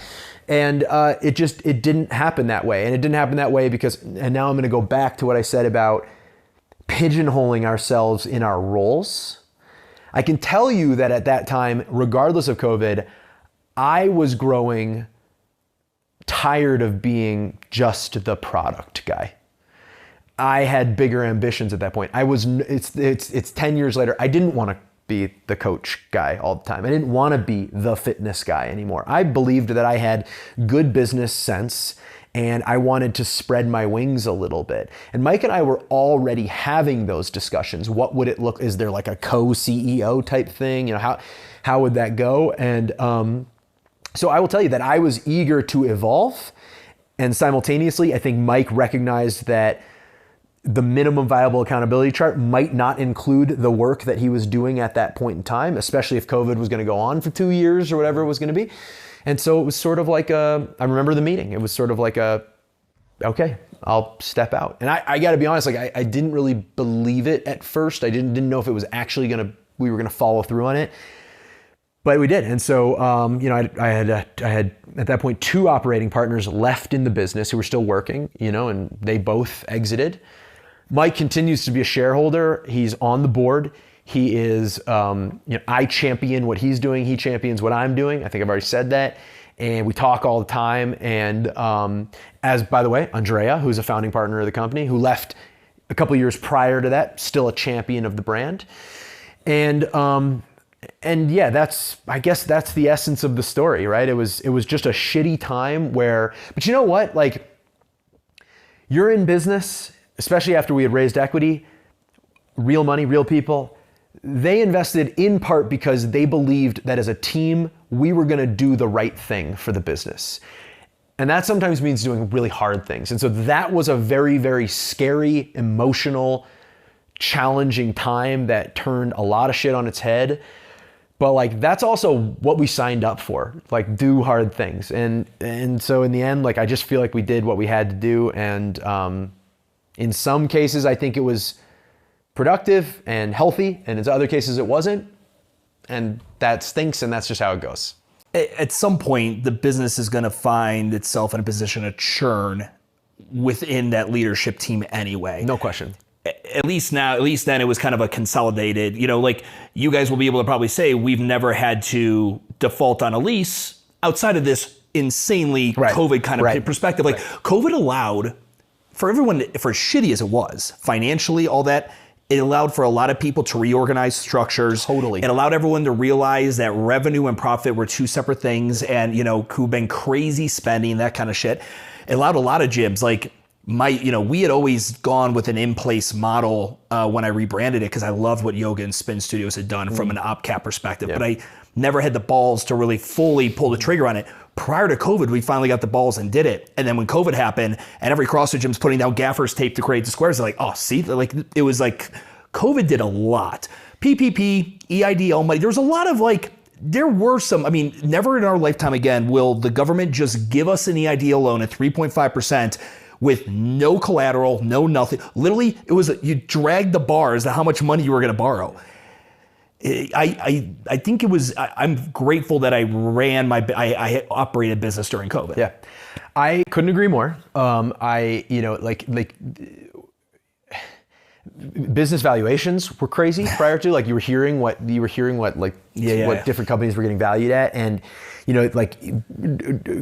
retail brands and direct to consumer concepts, brick and mortar concepts were starting to get valued like tech companies. They were being valued on potential. They were being valued on embedded EBITDA, which was just it's just crazy. There were companies, including Alchemy, that were not profitable enough to garner the valuation that they took on. But you're right. I believe, financially speaking, even though our numbers are, we've kind of come back. Even though our numbers to some degree were smaller and we're a better, healthier organization today than we were. And you're right. We took PPP, we took the EIDL, we restructured, we thought hard about our business model and how we had valued our company, and was our growth trajectory appropriate? Was spending the kind of money we were spending on CapEx appropriate, necessary for us to achieve our goals? Was it actually more about repeatability? And none of those questions were really on the forefront of our thinking until the pandemic forced it. It was the pandemic was like a spotlight. And it shined a light on the things you were good at, but it sure shined a light in all the deep, dark corners of your business too. And and in a weird way, as again, very, very painful, very, very scary, a lot of emotion tied up with it. I think it made us better on the other side. Why was Denver the second market from many? From a profiling perspective, you look at tier 2 markets type scenarios and all that. They're not wildly different, but they're also not wildly similar. Yeah. It's not like Charlotte and Nashville profile so, they're so fucking tight when you look at the two. And there's some markets that just profile real fucking tight right now. Why did you guys choose Denver? Yeah, I wish I could give you a really fancy, sophisticated answer. The fact of the matter is, there were a few criteria. We were looking for demographic overlap. There was some. There was a fair amount. You saw. Did you guys just leech on the CorePower's crushing in Denver? So yeah, demographic overlap for sure. Cultural, we boots on the ground vibes. We'd walk around the coffee shops and come to Denver. We didn't want to take more than 2 flights. So easy access. Yep. And to be frank, our growth model was in some part built on we're going to put an Alchemy a block away from every CorePower in the country. That's smart. But that's not even there should be no shame in that. Yeah. Guess what gas stations do. Right. Right. So if you believe that the Alchemy customer was coming from CorePower, they were graduating from CorePower to Alchemy, and that's true. So there is, I think, I'm trying to think if there are any that aren't. We're within half a mile of a CorePower at all of our studios, and it was sort of they're a big, successful financially, they've got deep pockets. They've done the market research. Let's just ride the coattails of that market research. When you do that, because, with all the site selection work we do, if someone came to me and said, hey, I want to be within a half mile of CorePower, I'm and let's say it's Alchemy, and let's say your financials are not as strong as CorePower, it's okay, we looking for the same kind of site though, because they can afford something that doesn't hurt them as bad as maybe that site, as you guys found with opening of stores. So in today's world, what does site selection look like for you guys? If we're still trying to be within this stone's throw of a CorePower. Yeah. Let me give me a little, maybe a little bit more. So Sure. Are you thinking in terms of like size? Are you thinking like, Yeah, so if you guys are looking at CorePower Yoga is in ground floor retail Yeah. of a multifamily apartment complex type scenario. $44 a square foot, plus an additional $6 to $12 in CAM and triple net. Fuck, okay, if do we want to go into the next new apartment complex a half a mile away? Or now is it like, where can we be that's still within a viable, marketable distance of there? Sure.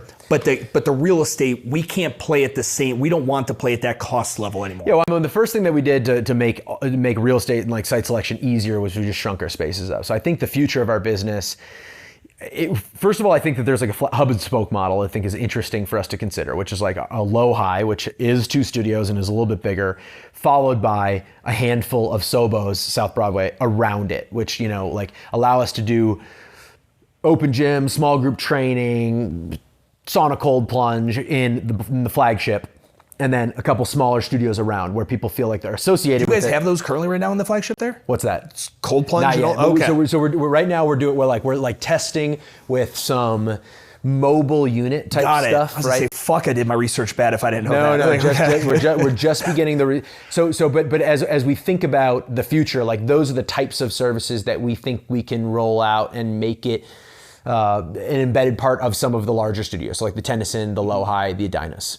Okay, so let's go back to that road profile, though, the square footage that you're looking at now. Yeah, and then I think as we think about size, we shrink up from like, call it 5,000 square feet to 2,750. Okay. So right off the bat, that changes things. So it certainly makes it makes high-end retail space more affordable because we're just not looking for the same size.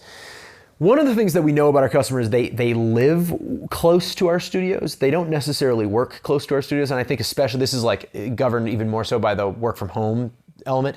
It's like we're trying to put ourselves, if you stand on the roof of an Alchemy, we want to look around and see houses and residential more than we want to see commercial space. So I think that's changed things as well. Like we don't necessarily need to be on the corner of Main and Main. So Rhino is a good example of this. Rhino is 5 blocks off of the main drag, right, where all the action is. We are incredibly accessible, even though we're not totally visible. I don't think visibility is as valuable as accessibility, and I think as long as you've got parking and people can get in and out, it's fine. I think also in markets like Denver, where everybody drives, right, like everybody drives everywhere, the walkability element isn't even all that critical for us. So I think it's just like tuck yourself in 5 blocks off of Main and Main, make sure it's accessible, worry less about visibility, shrink up your square footage. And then for us, it's just been like the build out costs, like how do we make it, like as I think about gross rents right now, I'm thinking about like keeping everything sub $10,000 at the very highest end, which I know is not easy, but if I can keep gross rent at sub 10,000, like I know based on our revenue, I can achieve the contribution margin that I want per business unit. And all of a sudden I can go like, I can get 10 of these open over time, and they're all gonna be at 45 to 60% profit. And we've got something there. And, we tell one, your rent should account for no more, like at the highest end, 25% of your total revenue. Sure. If you go beyond that, somewhere else has to pay. Yeah. And that location likely, and that's the thing when it was like, well, I don't have visibility here. It's like, you got a Google business listing? Right. Right? Like it's the digital presence is incredibly important, but when you get there, it's the convenience because the people on Main and Main likely don't have the most convenient parking, right? And you are amongst everything, but just because there's Froyo next to you and craft coffee next to you and a brewery across the street, it doesn't necessarily drive traffic in. It does create some level of brand awareness. Yeah. But you guys also have that compounding effect. The more stores you open up in the market. Yeah, and I agree. I just like, I just think about myself as a consumer. Like most of the brands that I like interface with, I don't find them randomly. Like I find them online, right? Like I get exposed to them and then I go there. Everything is a destination now. I mean, sure, I guess every so often I'll just go to Tennyson and we'll stroll on like a Saturday afternoon and I'll pop in somewhere, but that's like, that's the margin, right? Like that's an experience, not a recurring pillar of my schedule. Precisely. Like we talked about jiu-jitsu. Like when I was shopping for my jiu-jitsu school and I moved out to Denver, like I'm just Googling, right? I'm not like walking by hoping that I'll see a jiu-jitsu school on Main Street. And I think that's going to be true of like commodities like fitness, like boutique fitness. I do think so. The commercial real estate scene, especially post-COVID, there are some brands that, again, they just, due to ego and the money that's behind them, want that main ground floor retail. Yeah. But there's something, like, we all go back to CrossFit back in the day. Why did we all go to warehouses? And if you really dial it back, the '08 crash had happened. Warehouse spacing had never been retail consumer use. It had always been distribution, logistics, manufacturing. But they got so fucked in '08, and you got these random tattoo dudes who were like, oh, you can hang ropes from there. Like, can I rent your, you're like, yeah, dude, whatever. I'll give you a year free if you sign a 5-year lease. Yeah. And that's what created the warehouse model. Yeah. And there's cities like Charlotte just went through. We just went through a UDO, a Unified Development Ordinance, which essentially the city is saying, we're tired of the breweries and all these gyms opening up in business parks. Our city is meant to have all that fun retail in certain sectors. It's not meant to be spread all over because there's no sidewalks here and there's higher crime over here, and we don't want retail happening there. And they're forcing, like right now, if you're in Charlotte County, if you're in Mecklenburg County, you cannot open up your gym inside of an industrial warehouse in the majority of the zonings. They have to have special TOD-based zoning. And it's fucking a lot of people shit up. Very annoying. And I'll tell you, like, we've had enough. We've dealt with noise complaints as well, which is like, it's really made me super gun shy on anchor tenant space where like anybody's above us. And we've worked very hard to try to mitigate sound issues, right? So like in our build outs, we are like, that's a major topic of conversation. It just doesn't seem like there's any real solution. No, there's like, lots of money, no real measurable impact. At the end of the day, you're making noise, and no matter what you do, and I'm like, it's gotten to the point now where we're like, we're never gonna put ourselves below people. Like, these standalone buildings are the best. So Lohi's, we talk about Lohi being like a really great flagship. I love that building. It's this brick box. It's super rugged inside, but we finished it up, so it's got some polish, but it's still tough. Like, you still got the cinder blocks and raw iron beams, but man, that place is just awesome. You guys need to look into, what commercial asset that's being sold off at record speed right now that is ideal? Banks. Okay. Every bank, think of going to a bank, has a dedicated parking lot. Standalone building. Yeah. Generally 3,200 to 3,500 square feet. The most annoying part is you got to account for this drive-through thing, and you just knock it off or do something with it. And the vault. The cost to remove a vault. Stupid. So how can you can you work it into the scheme and whatever? You do your sauna, you do your custom sauna. Yeah, exactly. Yeah. But it's like, oh my God, it's like these fucking banks, they're all good. I mean, just the same thing you're seeing with the CVS, Rite Aids, and all the other stuff. All that way is just going to go the way of online. Yeah. It's going to leave these non-usable fucking structures out there. It's but the site selection stuff is tough. So how many more in Denver will you do before you go to a new market? It's a good question. I mean, I don't know if I have that answer for you right now. I mean, because it's just not the stuff we're talking about, at least in 2024, right? We're really focused on these initiatives, like what can we do to drive high margin revenue to the business.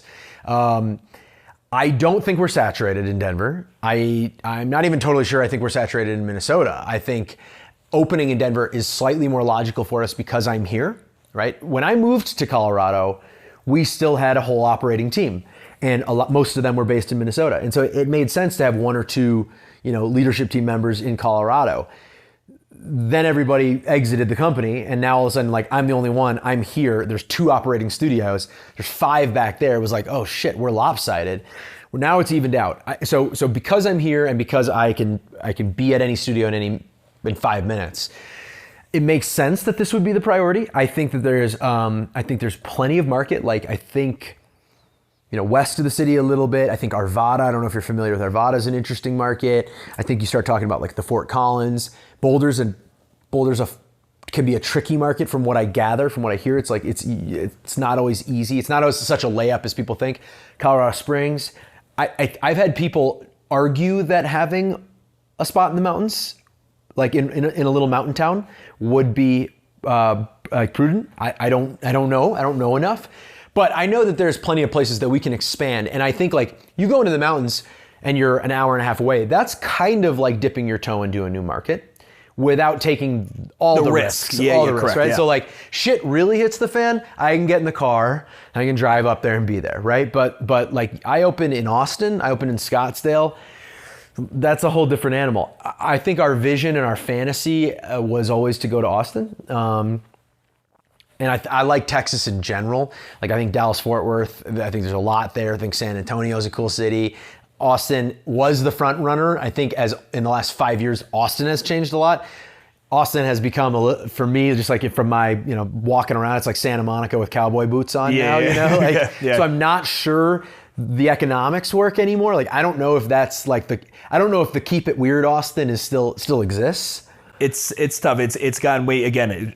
Charlotte, it looks very tier 2. This like tier 2 looks very, get a couple Indeeds and a couple of big tech companies in there, and then you see that similar vibe. But like a Fort Worth would be pretty cool, and I don't know. I like Texas just because there's a lot of markets. And there's a lot there. of high outdoor activity. The one common denominator, I was talking with somebody about your markets. I'm like, high outdoor activity, meaning the whole because I remember when Mike turned me on the traction and your core focus, make people feel alive, right? Yeah. Like that, you're not going to feel alive in the studio necessarily. It's what you do outside the studio. In Minneapolis, we were talking about the greenways and the outdoor. Like the second you guys have like good weather for mini, the greenways are packed. People are outside. They're loving it. It's actually one of the challenges for us, right? It's like people don't want to come to the gym. No, absolutely. When the sun comes out and the weather gets nice, it's like, please come in and get your workout. Yeah. The seasonality is real for sure. Yeah, but it's, out here, obviously the outdoors is a thing, like, using the gym to be able to do more on the slopes or whatever the fuck it may be. Yeah.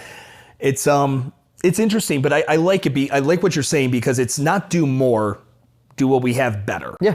Yeah. And the fact of the matter is we're not sitting on the cash right now to be able to like confidently go into a new market because it's not just a build out cost. Now you're like seeding a brand, right? And I remember when we did that here, it's hard. You're moving a team, you're putting them up, you're diverting serious advertising dollars to a place where you don't have a business yet. So those advertising dollars there's zero as just cost. You're just trying to get people like aware of it. When we came to Colorado, my wife and I, we would go down to Sloan's Lake twice a day, every single day. Every day, I'd drive my truck down there, we'd pull out our folding table, we'd put the towel over the top, the little alchemy curtain or whatever, and we'd run free Sloan's Lake classes twice a day, every single day for like 4 months. And I remember like the first class, no one, and then we started getting a couple of people, and I remember saying, by the time we opened this studio, these classes will be full. And sure enough, they were, right? But like 3-4 months later, we'd have 30, 40 people showing up. We had a good founding membership group. It was solid. Same thing when we did South Broadway. We put a wedding tent in the parking lot while the space was being built out. We bought rolled rubber matting, like Jim Rabbit. We rolled it out onto the concrete, duct taped it down, put our banner up in the corner, got space heaters, put a little chalkboard and a sound system in there. Twice a day, we were running classes in the tent. And it was just to get people in the habit, who were interested in alchemy, in the habit of driving to our space, parking in our parking lot, knowing the tent experience was inferior, but just showing them what it was going to be about. To do that in a new market is like, it's like a whole new animal. And so the fact of the matter is, we don't have the cash to do it. It's not even an issue. And I think part of our discipline right now is like, don't talk about shit that isn't relevant to the business today. We're not done with COVID. Like, we are still dealing with some residue. The work from home stuff is a serious issue because fitness is habitual on the way to, on the way from work. So that's changed. There's just stuff that's like still hanging out there. So I think right now the team is laser focused on take what we have, make it better, optimize our 8 studios. We can still grow inside of our existing business. And that's going to be the priority. Now, if we do that successfully, when we do that successfully, as we start finishing up 2024, I have a feeling we're going to be looking at our business going, are we ready? Because I think we've put ourselves onto the kind of solid ground, the confidence. We're going to have the confidence to say, I think we're ready to go again. The discipline is not talking about it until we get there. And it's hard because it's not sexy to do the same thing you've been doing and throw up. And that's what a lot of gyms, like even franchise operators that I'll work with, that very grassroots, throw up the high school graduation tent, roll out the mats, put duct tape down. Nobody wants to do that work. It's like, can I just hire like an ad agency that's going to fucking drive all that in? Just get me 500 members. Yeah, exactly. It's not that. Again, and I think it's a credit to your guys' CrossFit background as well, which is CrossFit was very much just roll up the sleeves and just fucking put your head down and do the work. There's not always going to be it's not always going to be a sexy way to get there. Yeah. I'm lucky because I've got a team, like a group on my leadership team, and they are very, very good at challenging that CrossFit thinking. So I'll just say, just throw a tent up. They're the ones who are saying, well, okay, we got to talk about like check-ins, and we got to talk about what technology do we need, and like what are the processes around who's coaching, and what's the security going to be like. I'm like, just fucking don't worry about it. And I'm glad that I've got the yin and yang on the team to like help make sure that we retain the operational polish required to, even if you're doing something gritty, to do it well. And that's important. Can we talk about any business numbers you're willing to share? So like you have 8 locations. Yeah. We can just even talk like in an aggregator. Like what does 8 locations generate? Yeah, so we're a little over 4 million in 2023. Again, part of this is we're coming back, right? So like we don't have the exact same membership base, but we've obviously our revenue per member has adjusted, and we're doing things to try to drive the economics. We're going to be knocking on about $500,000 in EBITDA on that 4 million. Okay. So what do you think that when you guys have spent the time not doing more and sexier, but just doing the same things better and better, what do you think the company is capable at 8 locations? I think we can get into like the very high 4s. I think we can like start tiptoeing on 5 million. Like I think with 8 locations, I think that's probably practical. I don't think you. I'm trying to think on that. Yeah, let's call it 5 million. Okay. I think we can probably add maybe $1 million to our top line, and then I think if we're doing this carefully, there's a disproportionate amount of profit, right? Like I don't think that it's, what did I say? I said $500,000 on 4, right? So yeah. I don't think it's like if you add $1 million, you're going to add 250. I think if you add $1 million, you're going to add another $500,000 in EBITDA. And I think for us, like that's kind of that's the mindset we have. Like how do we get to $750,000 to $1 million in EBITDA? And I think when we do that, even if it does mean adding one more store, I think when we do that, that is when we open the door to some interesting conversations around franchise groups, private equity, and somebody saying, okay, like shit, like those are real numbers. And I believe, especially for a small corporate owned concept, those are real numbers that I think we can run with. Again, I've been wrong before. Could be wrong again, but just from my conversations, that's what I hear. I hear $500,000 in EBITDA is like, I guess we're in the conversation. We'd love to get to know you and stay a part of the journey. But it's really when you start doing $1 million in EBITDA that people want to play ball. Mm-hmm. Yeah. I stopped by a client site, Worth the Fight Boxing, and one of the owners, she actually goes to the most recent location you have, the one that's more not as the typical retail. Which location is that? It's the one you said was South 5 Broadway? blocks out. Yeah, South Broadway. Okay. Is that how you guys were thinking of going forward, if you had your selection on the commercial real estate? I know we hit this a ton, but do you think that's really the route thinking? Like if you got to pick from it, like going forward? Yeah, it's super interesting. I don't know. I don't know. And the reason I don't know is because South Broadway, while profitable and while a very, solid part of our portfolio, hasn't performed exactly the way I thought it would. What did you think it would perform? I thought it would, I really believed that it could be like 60% contribution, right? And it's at like 45% contribution. There's nothing wrong with that. But that 45% is smaller because everything is smaller there, right? The top line is smaller, which means the bottom line is also smaller, and the membership base is smaller, the space is smaller.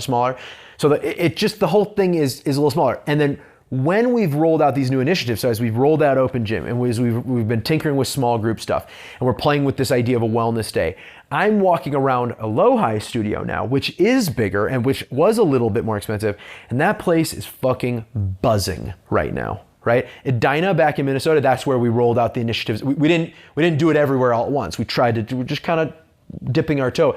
Edina is buzzing, right? Like, so when I walk into those studios, I was at Low-High this morning at 5:30. I'm walking in, the front room is full. There's a small group session taking place. There's like 8 people there doing open gym. There's 36 people showing up for class, and it's like back to back to back to back. They're gonna run 4 in a row in the morning. And then there's barbell class, and I'm walking into the barbell. I posted it on my Instagram actually this morning. Like, a barbell's overflowing with people. The music is loud. The energy is palpable. And I'm going, you can't do this in a really, really tight little space. And South Broadway, one of the issues that I think, and Rhino as well, one of the issues that I'm finding with the model, with the space being that small, it feels a little transactional. In and out, in and out. And so one of the things that we're trying to combat there is, how do we take the space and make it less transactional? So we're talking about investing in, like, obviously we're not, again, no retractable roof, but like, could we put coffee out, right? And like, not to-go mugs, but like real sit down and drink your coffee here mugs for people. We've talked about getting a handful, get 3 Theraguns and invest in the Hyperice boots and put them in the lobby space so that people, I remember actually Jason Kalipa talked about this. He talked about time in studio being an important metric. And he bought a PlayStation at the time and put a TV and a PlayStation upstairs, I think. If I'm misquoting this story, then I'm sorry. But I remember hearing him talk about, I think, time in studio. And it was like, what can I do to get human beings who work out here to spend 5 extra minutes in the space? It doesn't necessarily translate to dollars, but it certainly translates to churn and retention, right? Like the whole vibe in the studio. So I've got these studios, they're performing well, they feel a bit transactional, whereas Low-High, I mean, like, half the class is coming out and hanging out in the lobby right now. Why is that happening? It's because there's just this human energy. The small group in the open gym means that our coaches are spending more time there. Because now all of a sudden our coaches are coming in and they're doing an open gym workout. And oftentimes they're inviting 2 or 3 members to come with them. Like, you want to talk about the hybrid of the community of CrossFit with the polish and process of, some of the bigger brands in boutique fitness. Like, that's what Low-High and Edina and Tennyson feel like to me. So all of a sudden my wheels are turning where I'm going, shit, like, that's the hub and spoke idea. Maybe what it is I go in and I put a Low-High, 2 studios a little bit bigger. We even have a little co-working space upstairs at Low-High, where it's just a couple desks. We let people, so like, you'll come in and people will be up there taking a work call. Just a little bit more energy, far less transactional, and then put 1 or 2 smaller, low-cost business units off to the side with reciprocity, where people feel like, hey, if I just want to hit my core class, I can go to a spoke. But if I want to do a small group, if I want to hit an open gym, if I want to do a sauna cold plunge, if it's a Saturday and I want a little bit more, if I'm going to go do the workout and I am going to go out to brunch after with my friends, I go to that studio. And that's maybe the model that I believe in right now. But as you can tell, like, you can see, my wheels are turning even as I'm having this conversation.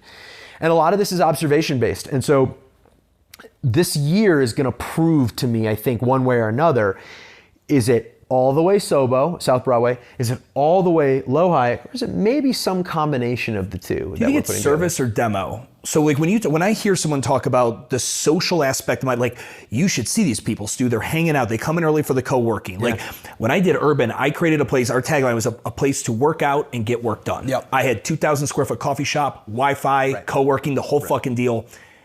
And it was a certain demographic loved that. Yeah. Another demographic, and it was generally like, you and me are like elder millennials, right? Oh, like, where we maybe just had our first kid, or we're like, we can't stick around. I'd love to stick around in Theragun and talk the shit with you of who you went on a Tinder date with last week and like how we got drunk last week. I gotta go fucking do this thing.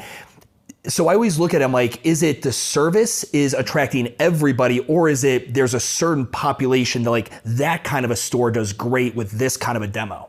Yeah, probably mix. Maybe a little mix, but I would also add a dynamic to that, which is perception. Sure. So like, I might come into class midday. I might come in midday, like 12:30 and open gym's going on, there might not be anyone there.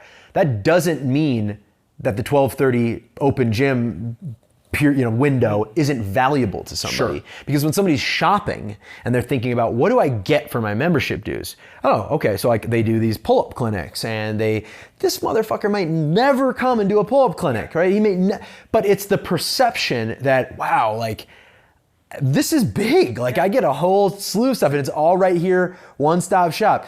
So if 2 people use it, then that's fine. And what I would argue is if I've got 2 people sitting in the co-working space and 2 people sitting in the lobby and a few people in the open gym, and a new prospect walks in for class, that feels immensely different than if it's completely empty.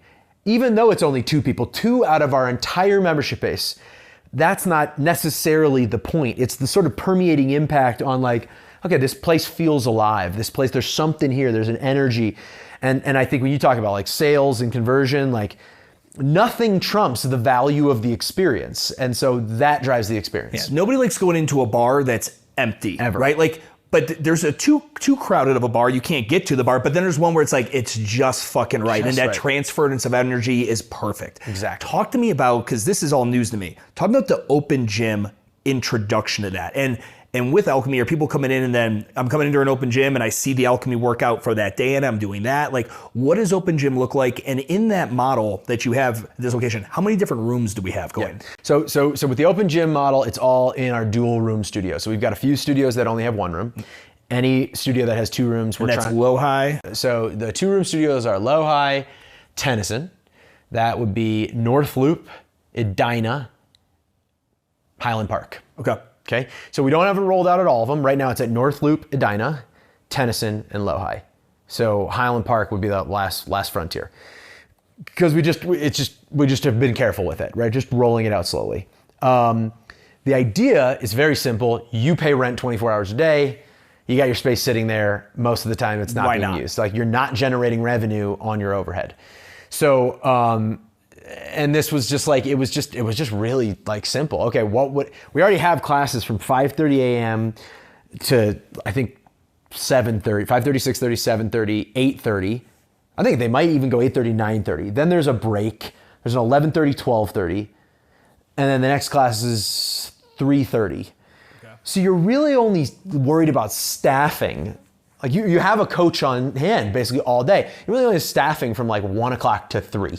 That's the only time block. So you're thinking about, all right, what would the payroll investment be to try to put someone there? Okay, not all that big.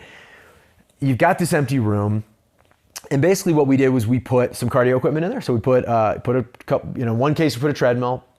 We've officially bailed on that because that thing is broken like 8 times already. We're done with it.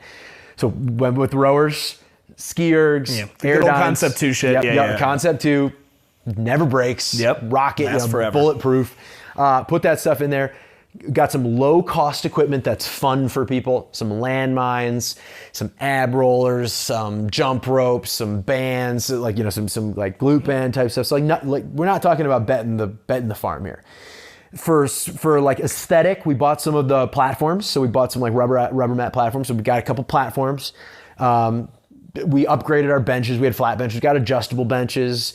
Nothing crazy here. Like the cardio gear is probably the biggest investment we made. But we're talking about like, I mean, what am I saying here? Like $4,000? Yeah. Something like that.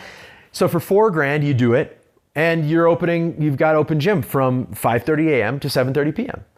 And what we did was we just did it as an add-on. And I'm not saying that How big's the room for open gym? 1,800 square feet. Okay. So it's a full classroom. Yeah. It's a full classroom. There's squat racks in there, right? They're all mobile squat racks, so they can be put out, put back.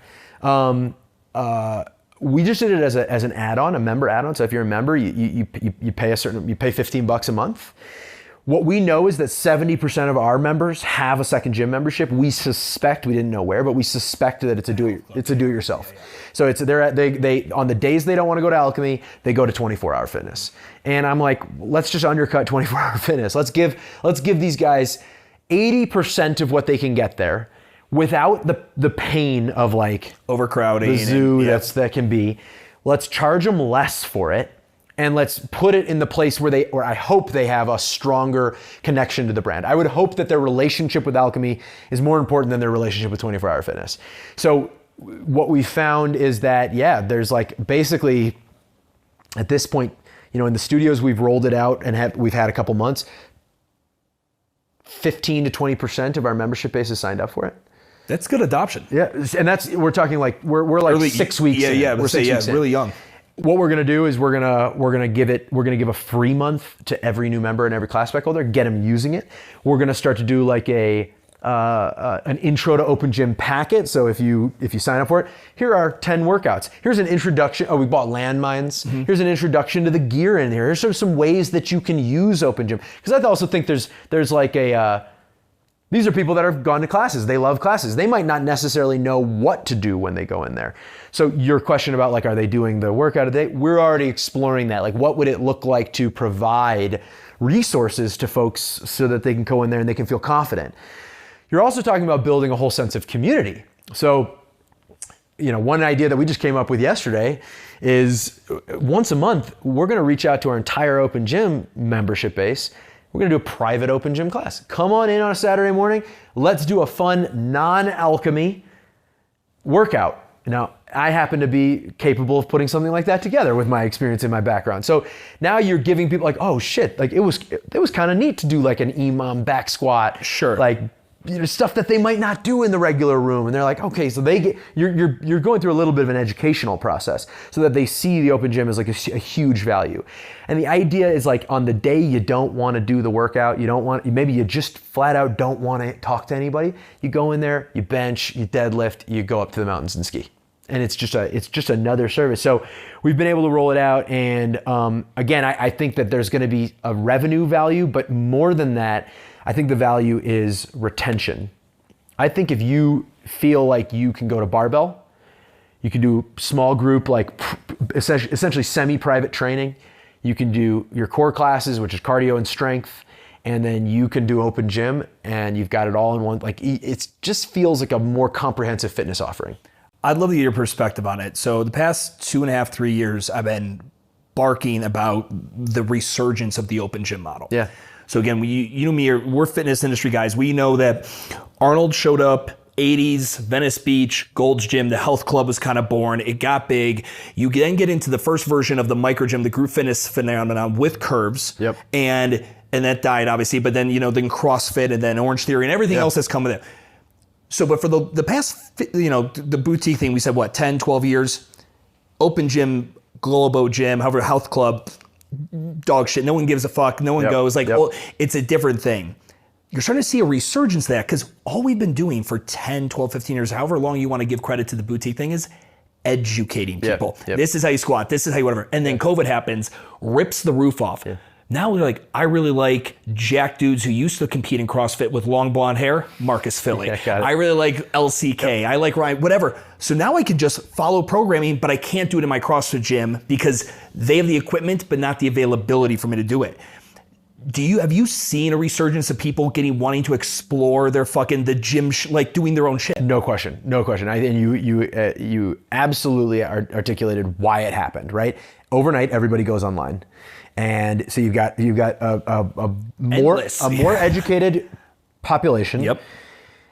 And now access to programs because everybody went home and they all started putting together their functional bodybuilding, right? Like they all started doing it. And what they found was, wow, with good marketing and a good product, I can get in front of a lot of people, and it becomes like high volume service, and people jump on that. And whereas, if you went into a 24-hour fitness 5 years ago, a lot of people are just walking around, they're just looking like zombies. They just touch this piece of equipment. They don't know what to do.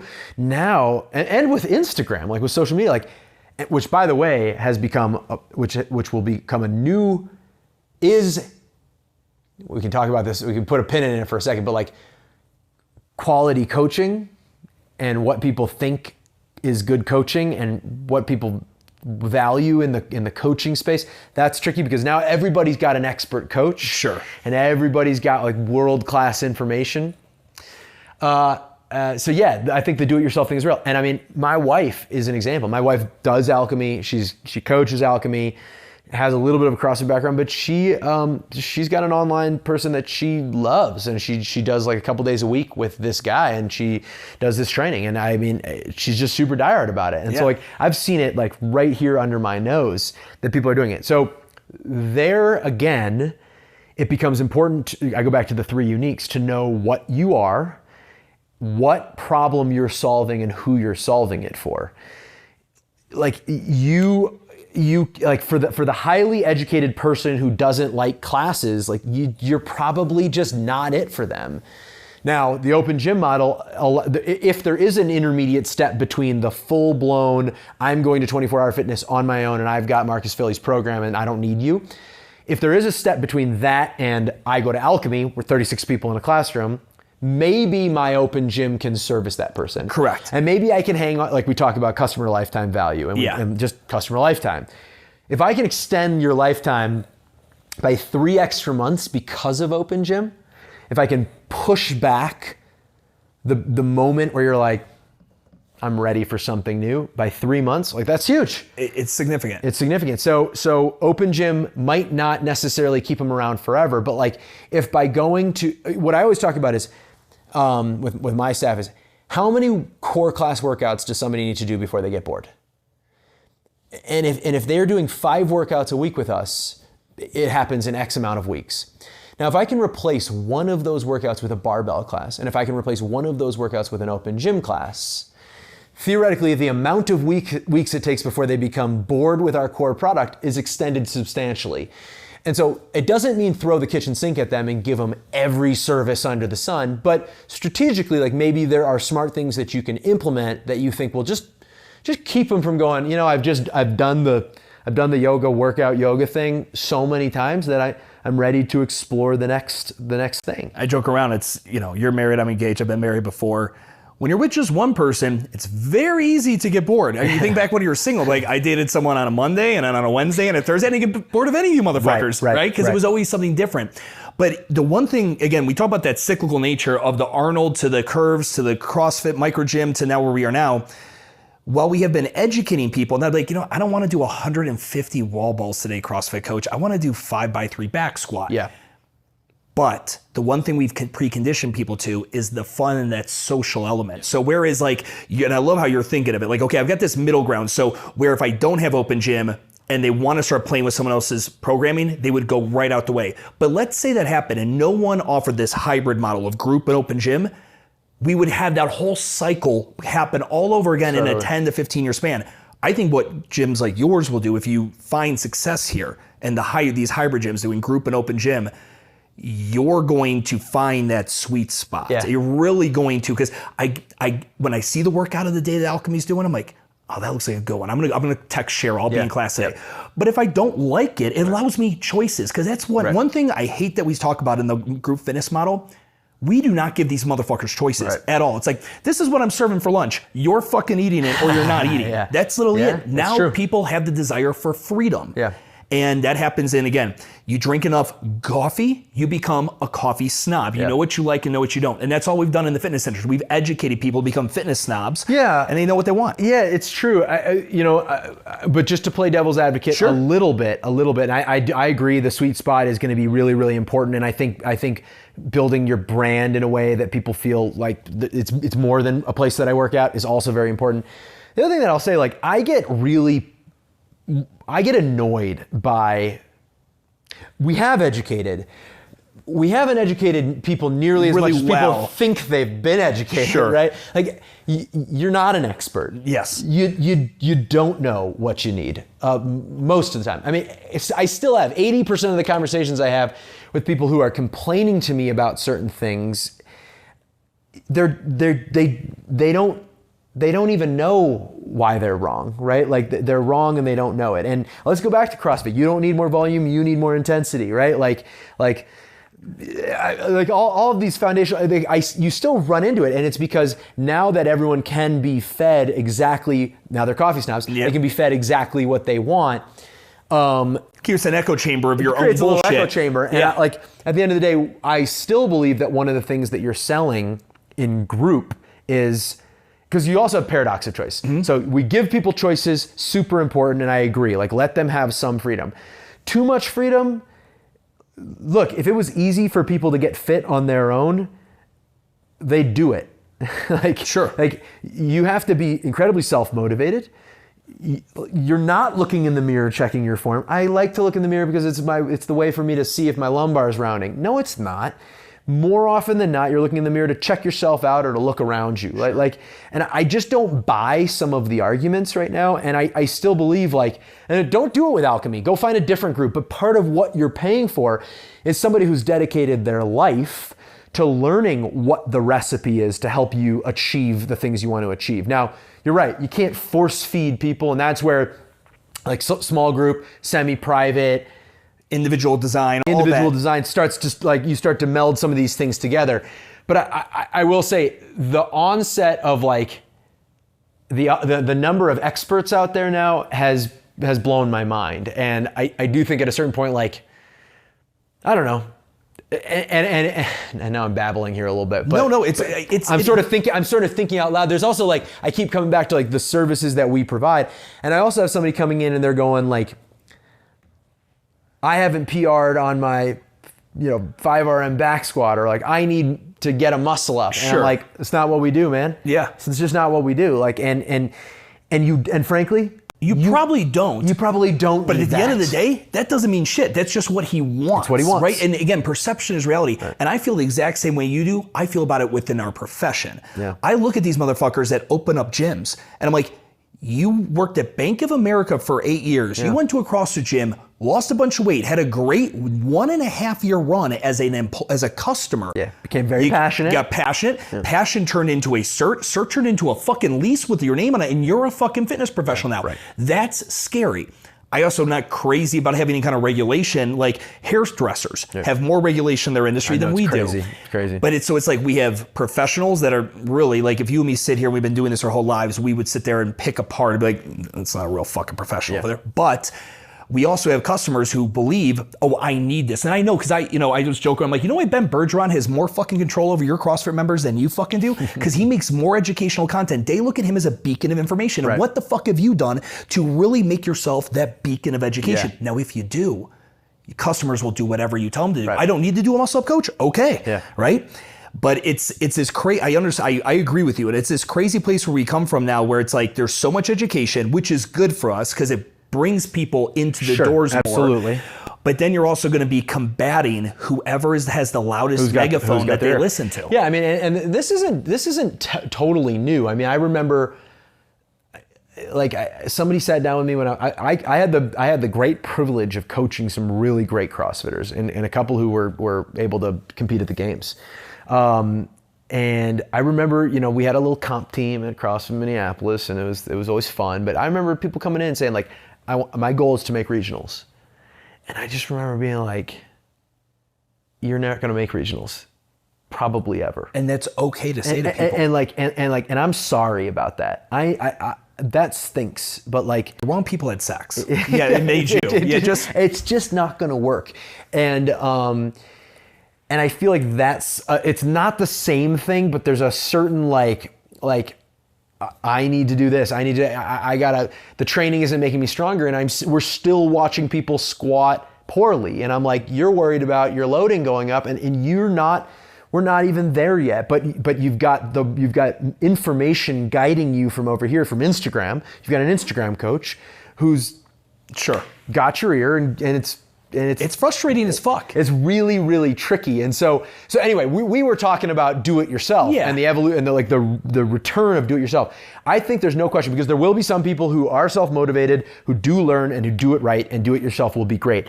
I just think that there's always going to be a place for the group stuff, especially well done group stuff, because there are still a lot of people who just don't have the motivation and they don't have the know-how, and they need us. Yeah, they need the instruction. Yeah. They need the accountability. Because you and me could create, if we want to just create Ripito Fitness, where all we did is we did 5-3-1 every day, and you just did the fundamental lifts, and you just did that with some level of cardio. but that's all that ever happened ever. We could take someone from no fitness to great fitness.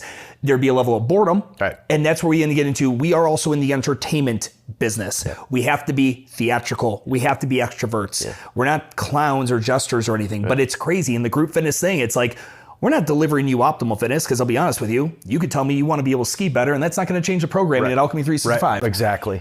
But generally, this is going to work really well. And it just, once they step out of, well, I don't generally want to be, I specifically want to run the Denver Marathon. We got a different spot for you. Yeah. Yeah. And what you just said about the entertainment, like, I think that's the other element about, and I kind of touched on this a moment ago, but like, the customer also what great coaching is being misrepresented. And in the boutique space alone, like, you have, I mean, let's talk about it. So like great coaching takes time and space, right? If you want to be, or I should say effective coaching takes a fair amount of time and space. I mean, literally time to work with people, and space to move, squat therapy, try this, do a band, mobile, like, takes time and space. Lots of tools, yeah. So when we talk about like a lot of boutique fitness concepts, there isn't time and space. The model does not afford that. As somebody who spent my basically entire professional life in CrossFit in the boutique space, like I think I'm an expert. I think I get to say that I have enough hours in the space to say I know what a really great coach looks like. And what's happened in boutique and what's happened because of Instagram is people are mixing up charisma, likability, sure microphone, the ability to rah, even attraction with great coaching. And people are going, I just don't think the coaching's good enough. And my answer is always when I get this, and by the way, I've been hearing that feedback, the coaching isn't good enough, since the day we added a second coach at our CrossFit business, right? Like, that argument is always going to be made. No matter how much you develop your coaches, the customer has this, there's always this like challenging perception. And what I always wonder is like, because good enough is a relative concept. Yes. So it has to be relative to something, relative to some good coach you've experienced. There aren't that many good coaches in boutique fitness. I'm sorry if anyone's offended by this. If you go to Barry's or if you go to an OTF, there is not enough time and space for somebody to be a good coach. And the ratio at Barry's can go 1 to 52. I'm not saying that the people running classes are not capable people. I know Barry's instructors. I'm not saying that they are not certified, accredited, smart as hell, and if they were in a model in which there was more time and space, that they could be incredibly effective. So please, if you coach there, I'm not knocking on you personally. I'm saying that the model does not afford the time and space required to be a good coach. So sometimes I'm like, I hear the feedback, coaches aren't good enough. I'm going, where are you seeing these good coaches? And if you tell me it's one of these other boutique competitors, my gut is you are mixing up great coaching with I really liked my coach. They were funny. They put on a kick-ass playlist. They were up in my face, cheering me on. They put their hands on my shoulders. They were beautiful. They said all the right things. And I want my coach to be like that. But that is not the same as being a great, effective coach. And I'll jump on this with Alchemy. Alchemy does not afford the same time and space that our CrossFit business did. What we've tried to do is afford enough time and space to give some level of coaching. So while the trajectory of like technical proficiency at Alchemy is not as steep and up and to the right as it might have been at CrossFit, it is up and to the right. It's a shallower up and to the right. I have to accept a longer timeline, a longer time frame in which I'm going to help an athlete develop their movement, but I can do it. And even the way we model our coaching and our training it's that happy medium. No, we're not going to make you the fittest athlete in the world. We're going to make you pretty fit. No, we don't offer the most technical coaching on the planet, but we offer an appropriate amount of technicality blended with a programming model that limits loading, limits intensity, and limits volume, so that even if you are doing your deadlifts with a slightly rounded back, it is unlikely that you're going to snap in half and light on fire, right? Like you're going to be okay. And so we're trying to find that middle ground. And we were talking about everybody's got a master coach and everybody's a master. And that's just a new subject that I wanted to bring up. No, it's relative, because you're right. What that person's saying, we're like, he's not a good coach. What they're really saying is, he's not what I want in a coach. He's not what I personally fucking need. But again, you came to an all-you-can-eat buffet, motherfucker. Right. This is not a la carte. I'm not going to make, this isn't a scratch kitchen for you. Right. And that's and I even feel that a little, because I have that as a CrossFit, like that was my inception. And then I tried creating a more, a model that was not going to be as technical in coaching and things like that. And there was always this internal struggle with me. Like, I knew the product we were delivering was great for that person. It was one of the times it was probably the best workout in CLT. And I liked using the word probably, because it definitely wasn't for some people, but I think it was for many. Yeah. So it probably was. And when I thought about what my customers said, like, oh, do you like urban movement? Like, yeah, no, it's really good. I like it a lot. Like, not like, this is life-changing. You need to get it. I didn't believe anyone fucking was saying that. So, but it's this, and I can even hear it in you, that struggle of like, I can't give someone optimal, kind of coaching my training IQ, my coaching IQ possesses in a group model. Yep. I can get as close as possible, because it allows we obviously understand the economic differences and stuff like that. Yeah. But do you find yourself struggling with that? I do, so it's a compromise. And I remember, like, in retrospect, I was so hard on our coaches early because I was just out of CrossFit. No, you will never set foot in our classroom. Nope, you don't know how to do anything. And as time went on, I realized, like, my standards were inappropriate for the kind of service that I was ultimately asking these people to deliver. And so over the years, we passed on some really great people who probably could have evolved into excellent alchemy instructors because my standards were too high. But what I want to say about the compromise in the CrossFit world is that everybody's got to compromise. Everyone does. Because you just talked about doing 5-3-1 and a little bit of sprinting on the side, and that would be fitness. If you really wanted to take somebody from deconditioned to fit and they walk into your CrossFit gym, it is not actually appropriate, even with a 6-week foundations program, it is not appropriate, probably, I don't think, to like, or let me say not appropriate. Let me back up on this a little bit, because I don't want to overstep. I think we could agree that a really great recipe would be like, start with like basic powerlifting. Like, learn to run 2s, 4s, and 8s. Get them rowing. Maybe don't mix and match everything together. Like, don't have them do their lifting in a hyper fatigued state. Get them doing some basic gymnastics, like, right? Like, let's get them to a pull-up. Let's get them to a dip. Let's get them to a push-up. Sure. Let's start there.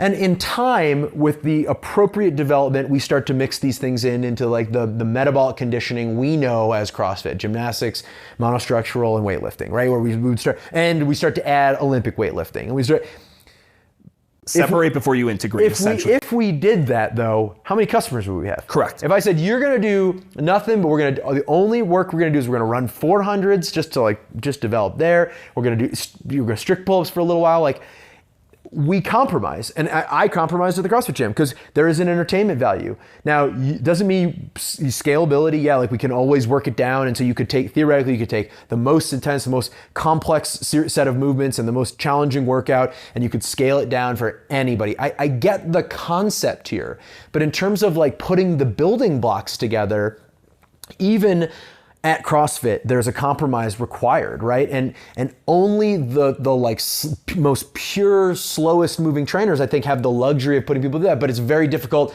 to keep somebody engaged for that period of time through that entire journey.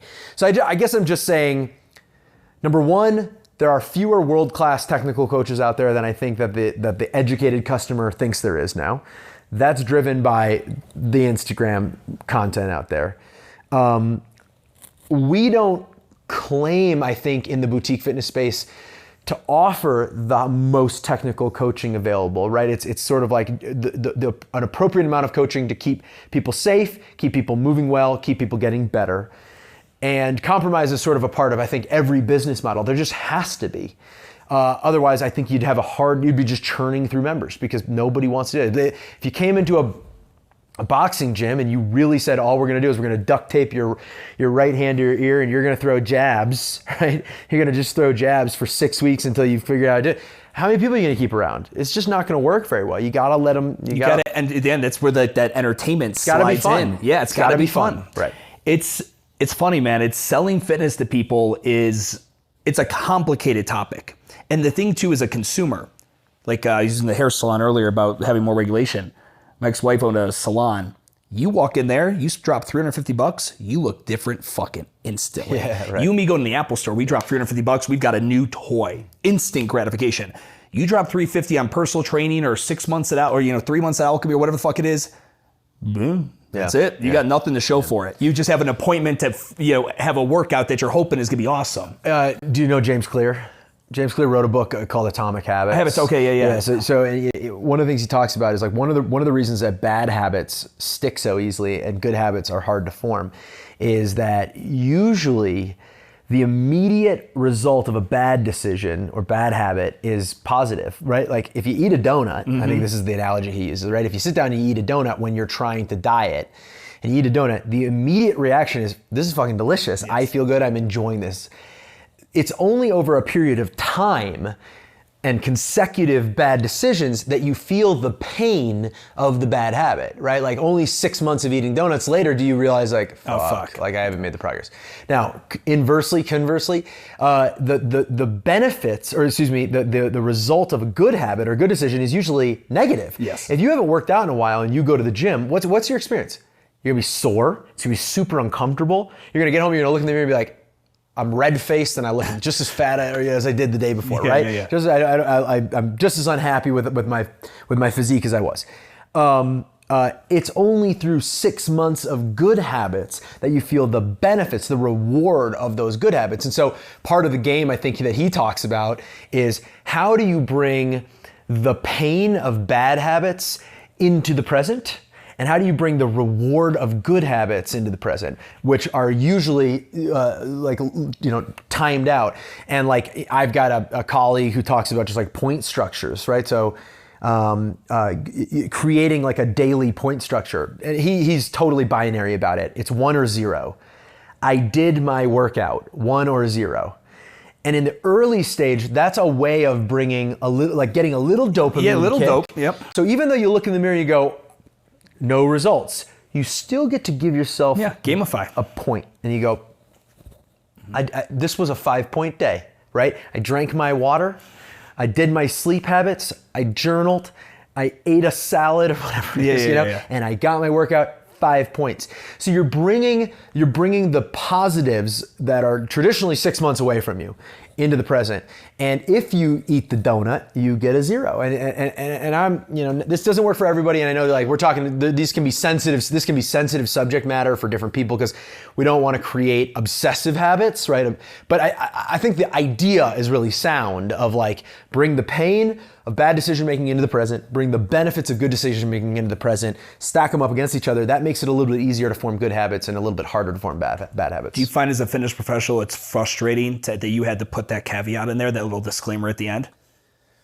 Is there that part of you that's like, listen, fuckface, if you want to have a solution, I don't want to feel and look like this. Yeah. It takes a level of consistency. Well, even when I just used the word fat, like I immediately recoiled because like that's poor language choice for somebody in my industry. Like maybe. I use fat all the time. I say everyone has fat. If you had 0 fat, you're dead. We all have fat. Right. Ma'am, you are over fat. Yeah. I think it's just like, I think I wish I could just walk around and have like the disclaimer be assumed, which is like, if you have an unhealthy relationship with food, like I want you to know that I'm not trying to be insensitive to that. Like let's assuming X, Y, and Z is true, and we can put that aside, now can I speak candidly about the subject matter? Yeah, I mean, I wish I could do that, but at the same time, what I would say is like, that's part of the game. Like that's part of our job. No different than like,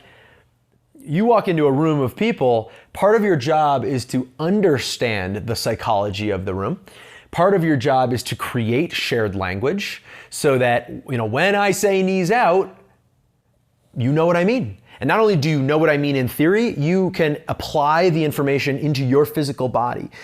I have to establish enough trust with you that you're willing to take the feedback that I have and apply it. And so arguably what, the sensitivity and the tiptoeing around that is the same skill set, where it's just like, if somebody comes to me and they say, hey, can we talk about nutrition? They're probably, it's not all that different than me being like, well, okay, let me understand, like, what's your history with food? Like, what do you like to eat? What are your goals? Which would not be different than somebody coming in and saying, I'm doing my first alchemy workout, which I would say, do you have any injuries? What are your other workout experiences? Oh, you did CrossFit. Oh, you did berries. What was that like for you? And what I'm really doing there is mining for information. So that when I circle around and I'm ready to go talk to them about their air squat, I can choose the right language to get through to them. So yes, it's a little frustrating that I have that like we have to be maybe quite so sensitive, but it's part and parcel with the kind of work that we're all doing every day anyway, Yeah. So no, it's interesting. Fitness is it's hard. It's and when you commit to it, you're committing to, for most people, committing to something they don't want to intrinsically do. Right. It's like you think about, like, I feel like when I was as an entrepreneur, I only entrepreneur so I can try to do what I want to do when I want to do it. It's freedom. Yeah. And then we get ourselves in the positions like, I have to do something I generally do not want to do. Right. But for some reason, I'm still forcing myself to do it. I'm paying $150 a month to do it. And it's, you got to realize you have those people walking your doors that it was a fucking, it's a miracle. They're literally in your building. Yeah. It's a miracle they're here. But with that person comes some psychological baggage, because this is incredibly hard shit to do for a lot of people. Yeah, but I do think, like, so what I talked about is, like, wouldn't it be nice if we could just get the disclaimer out of the way?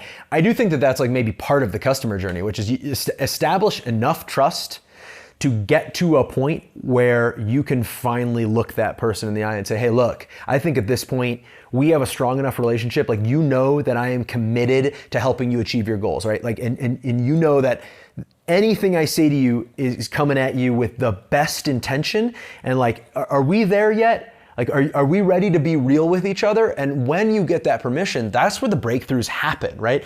And so, like, I don't know, like, it's sort of just part of the game, like, is sifting through that psychological baggage and trying to get to the other side of it, where you can be truthful and honest, and you don't have, okay, good, we're there. Disclaimer out of the way. I believe in you. I want to see you succeed. Now, let's talk about the fact that, like, you ate that fucking donut and you drank those 6 beers last night, and that's bullshit, because that flies completely in the face of the goals that you have.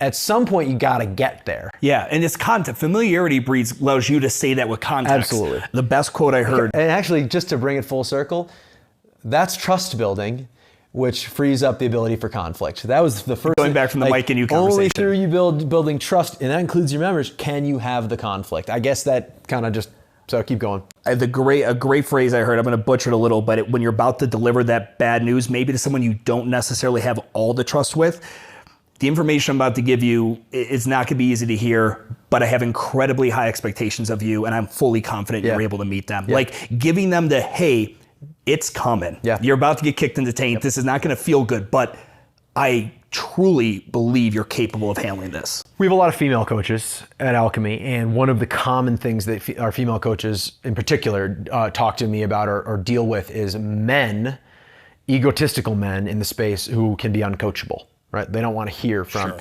and so this is not exclusive to that relationship, but that's just what. This is very patriarchal for you know. And one of the pieces of feedback that I always give, and I use this with anybody who's a little standoffish, is, would it be okay if I gave you a little feedback on your air squat? Yeah, and then once they say yes, they're in control. They feel like, okay, like, yeah, psychology I'm allowing the coach to give me the feedback. Can I show you the pricing that we have? Yes, right. Absolutely. And so that has been a powerful tool to just kind of cut through some of that. Language is so fucking powerful. Huge. And the way you say things, it's not always just what you say. Like when I hear someone's like, I got this great sales script. I'm like, I don't give a fuck what it says. It's how you say it, right? The timing of how you say it. If you tell me you love me, but you're swinging a hammer at my head while you say it, exactly.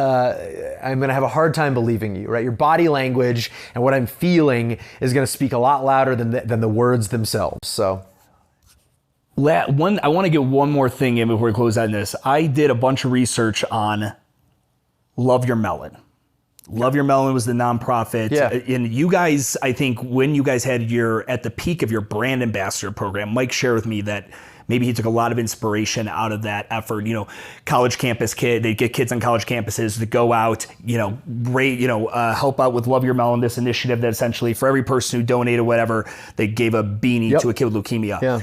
Your brand ambassador program, when I was on site and visiting back in 2018, whatever it was, 17, was impressive. The amount of leads that was driven into your studios and this team, and you guys had them with students and all that. Is that still a strong part of today? Is that something that was it was a flash in the pan and it was great at the time, but it's a tough thing to wrangle in? Talk to me about the brand ambassador play that you guys had. You're going to hate this answer because I can't give you a whole lot of info. So number one, yes, we had a solid brand ambassador program.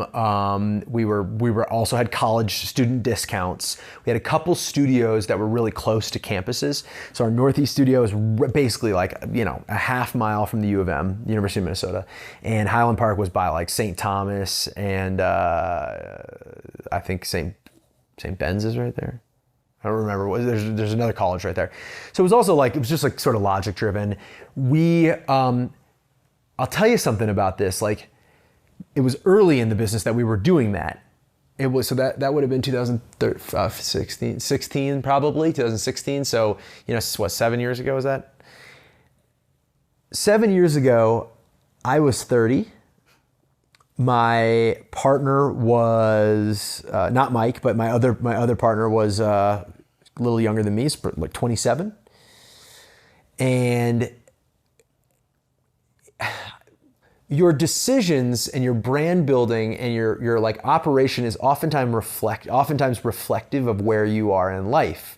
We talked a little bit before we started recording about like physiology and as we've aged, like how do our bodies feel? And there's no question that like the way we're thinking about alchemy in the future is reflective of like as I'm aging. And actually, this just came up in a leadership team meeting, like intentionally, like, do we want our product to age?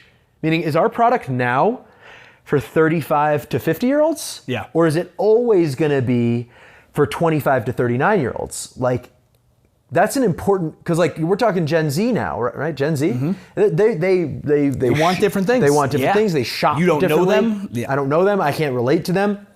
So, well, I can relate, but maybe not as directly, right? So at that time, I think like our brand building was really reflective of who we were as a group of people. Our studios had more students.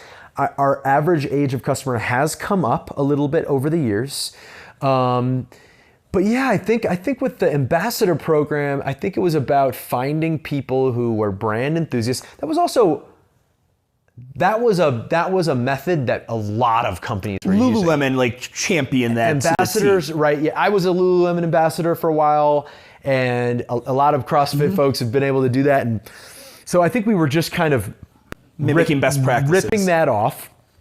Found young, charismatic college students, men and women, gave them a set sort of quota, like gave them free buddy passes, set quota, got to do this. I don't even remember what the perks were. And what the crazy thing about those ambassador programs were for a while is like, there was a period of time where people would like, it was like basically free labor, right? I mean, like people would like people would do anything just to get a free membership and to be able to say I'm a brand ambassador. I don't know if people are doing that anymore as much. So the ambassador program is no longer around at Alchemy. Doesn't mean we wouldn't reboot it. I think we would reboot it probably differently and be a little like maybe a little more respectful of like their time, what we're getting out of them. Make it I think I would like to see that be like a slightly more mutually beneficial relationship. How many leads did you bring me, slave? Exactly. Like did it turn into, and again, no intention there. Sure. We were seeing what was out there. Yeah. And like every gym owner has like tried to go to the local college and get interns to come in and do bullshit work they don't want to do. Everyone is guilty for this as a small business. Yeah, and I mean like micro influencers, it was like you were just trying to find those people to shout your brand out. Yeah. So yeah, I mean Lovely Melon was obviously, and I don't know, I'm not even sure where they're at. I don't know either. I know they were a Minneapolis company. Doing great stuff. But I think the ambassador program was probably just a knockoff idea. It had something to do with the proximity to the student body that we had around us.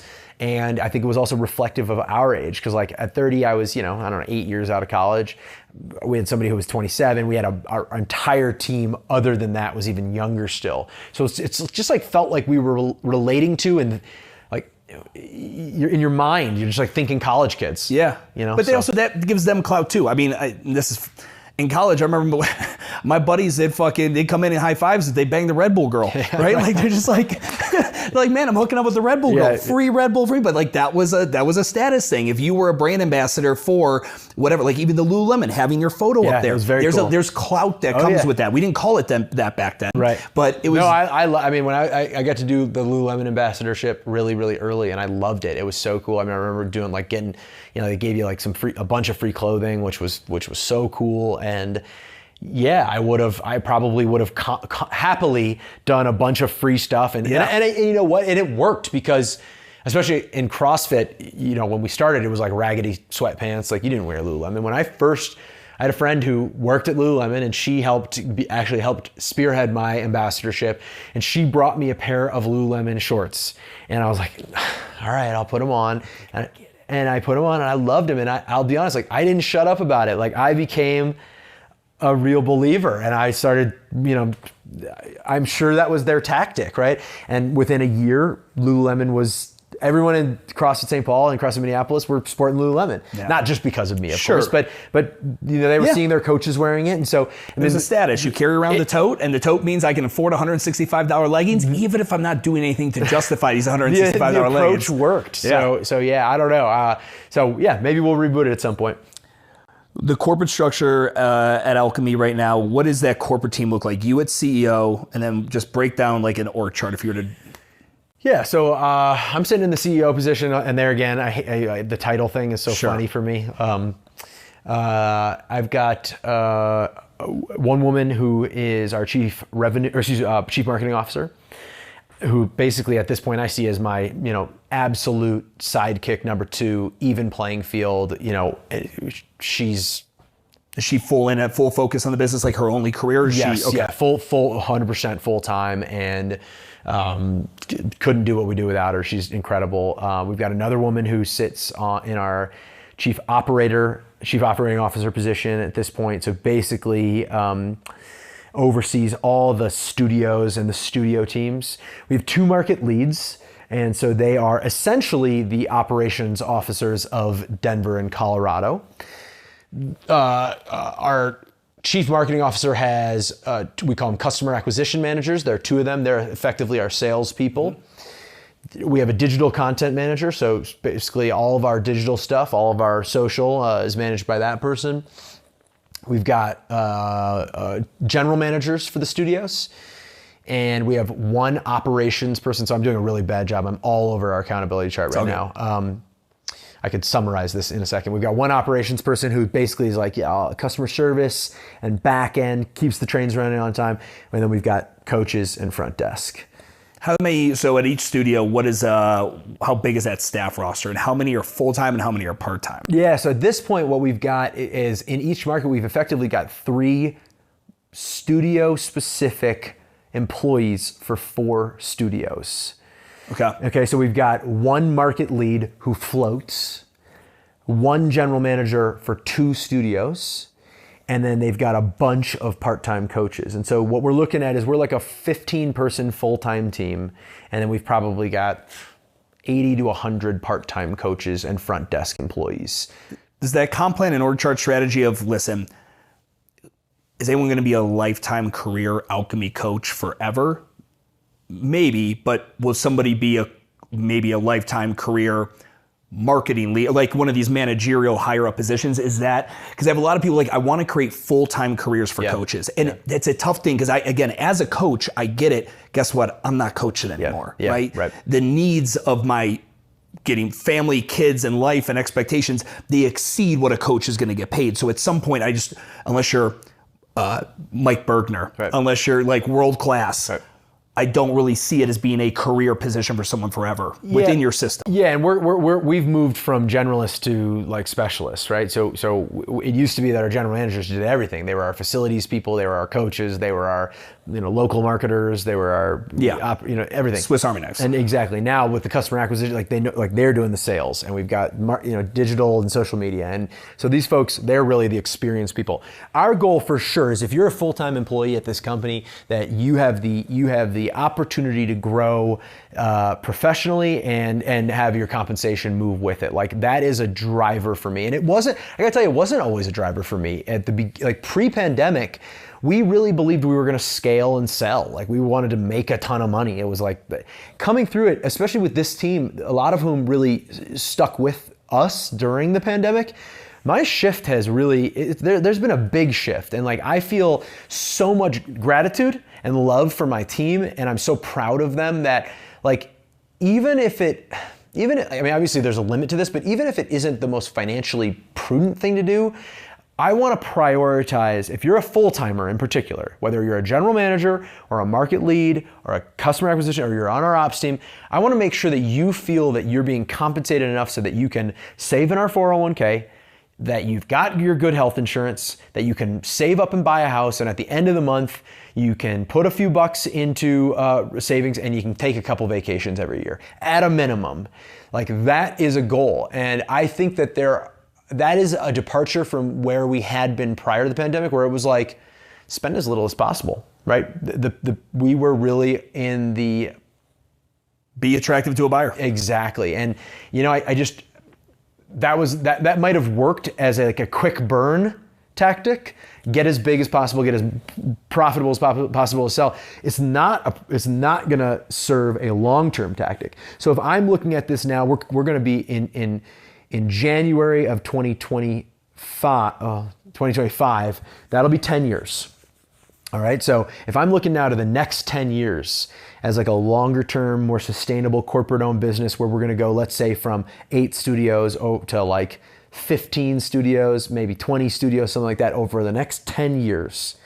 And we wanna retain corporate owned. I need to make sure that these people feel like they're a part of it and they're taken care of and they are motivated by their bonus structure and their benefits package is where it needs to be. So no, I don't think you're ever going to be a coach and make ends meet at this business. But these people do a lot more than coach. They coach a base level number of classes, but they are leaders and managers in the company, and they have another slew of roles and responsibilities that makes it so that we can pay them well, hopefully. And I don't think we're there yet. We've made a lot of progress, even over the last 2 years, in terms of what our payroll looks like. And I say progress, it's inverse progress. Like payroll's gone up, but it's gone up intentionally. And I would argue that if you surveyed our employee today versus 5 years ago, that we have much happier employees who are much more committed to a longer term position in the company than we did. Last question. When you owned the CrossFit gym, you coached, my guess is if you got to spend time any day doing work, programming was probably maybe up, like you enjoyed that. Yeah. What is that for you today as a CEO? What is the thing that like you generally like, even though it shouldn't be like the first thing you do every day, you fucking love doing it. Yeah. So, I think just team building, right? I think we talked about like how that was maybe the skill that I felt I possessed early in my CrossFit was just team building. And I think, we are in a really people intensive industry, right? Everything's run by people, and people are fallible, messed up, insecure. They all have different stuff going on. And I think there's two ways to look at that. You can either hate every second of that, where it's like, oh, I wish you were just a robot. Well, if you wished everybody that worked for you was a robot, you're in the wrong industry. You have to enjoy the process of like hearing people's problems and hearing what they like and working on solutions. And I like culture building. And this is not, so you said like, what do you like to do? That's not something you sit down and do. It's something that like happens as a byproduct of trust building. So even last night, like we rolled out small group training to some of our part-time coaches, and there was some pushback on like what they thought the compensation model was going to be versus how it ended up shaking out. And it was causing a little bit of like, there was some internal dialogue going on, little chatter, right? So for me, the solution was not like, get mad about it. I mean, I sent a Slack message out and I said, hey, everybody, next week, Tuesday night, can we get on a Zoom? Can we like, here's my agenda. I want to talk about your compensation. And we did. We had a Zoom call last night and I just said, look, hey, here's what I'm hearing. I want you to understand like why it shook out this way. How does it feel? Like, where are you guys at? Some people may hate that conversation. And I truly wanted to hear somebody say like, you told us this. And then all of a sudden, when my paycheck came through, it looked like this. Because assuming positive intent, I don't believe they're trying to fuck me over. I'm certainly not trying to fuck them over. And I enjoy the game of realigning the team so that at the end of the phone call, they go, all right, I feel good. I understand. Even if it means caving a little bit and like, okay, let's increase that margin for you guys or whatever it is. Like, I think that game of people management and culture building is the thing that I like the most. And I think that's why at the end of the day, I will try to be a leader in a direct to consumer retail brand. Like if Alchemy goes away or if the board replaces me someday, what I'm gonna do is I'm gonna find another brand that's doing cool stuff, whether it's services or goods, that wants somebody who's a team builder. And that's gonna be the job that I move into next. Every small gym business owner, every gym owner, they have the title of CEO. Yeah. But when you're this small business owner and you're wearing all those hats, it's kind of it feels silly at times. Yeah. Last quote, what would you for that person? Because you've been that person, dumping water on your fucking head, and people looking at like, how's that homeless guy own a business, right? Like, right, yeah. What is your recommendation to anyone who is in that seat? They can't afford a lot of staff, if any, but they technically the CEO. What is the CEO level shit that they're probably not doing that will allow them to get beyond taking the baths outside and living in poverty and in the gym not doing well to eventually getting to wherever their escalator takes them? That's a great question.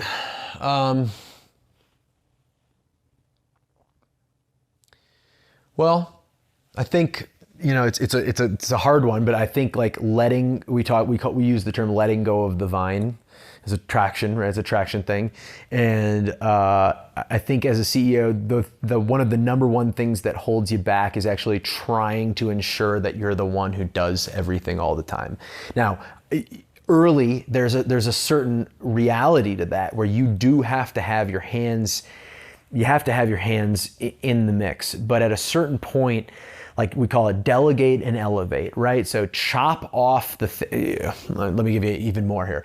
If you can think about a 4-quadrant model, right? In the top 2 quadrants, right? You've got the things you love to do and are great at, the things you like to do and are good at.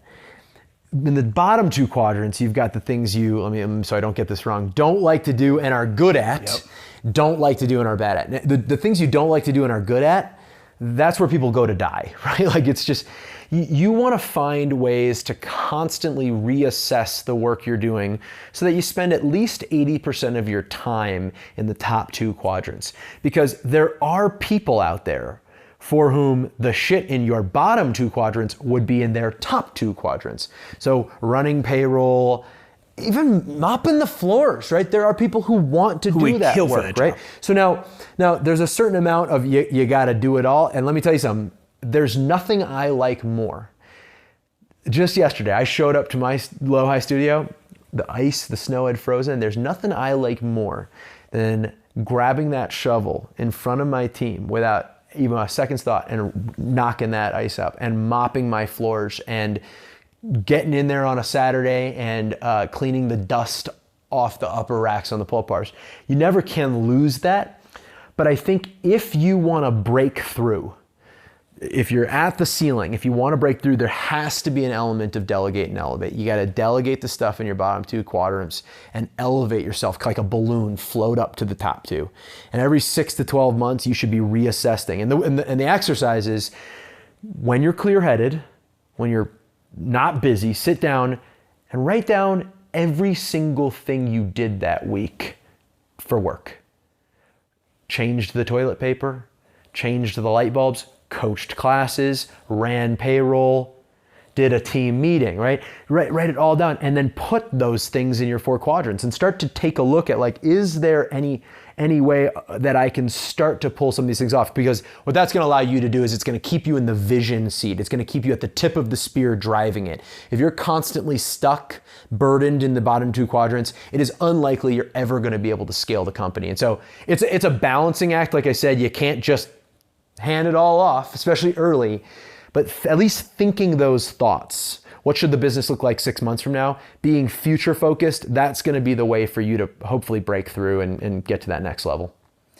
Ladies and gentlemen, Tyler Quinn. Thank you, dude. Yeah, thanks a lot. Thank you, brother. Appreciate it. This was great. That was fucking fun.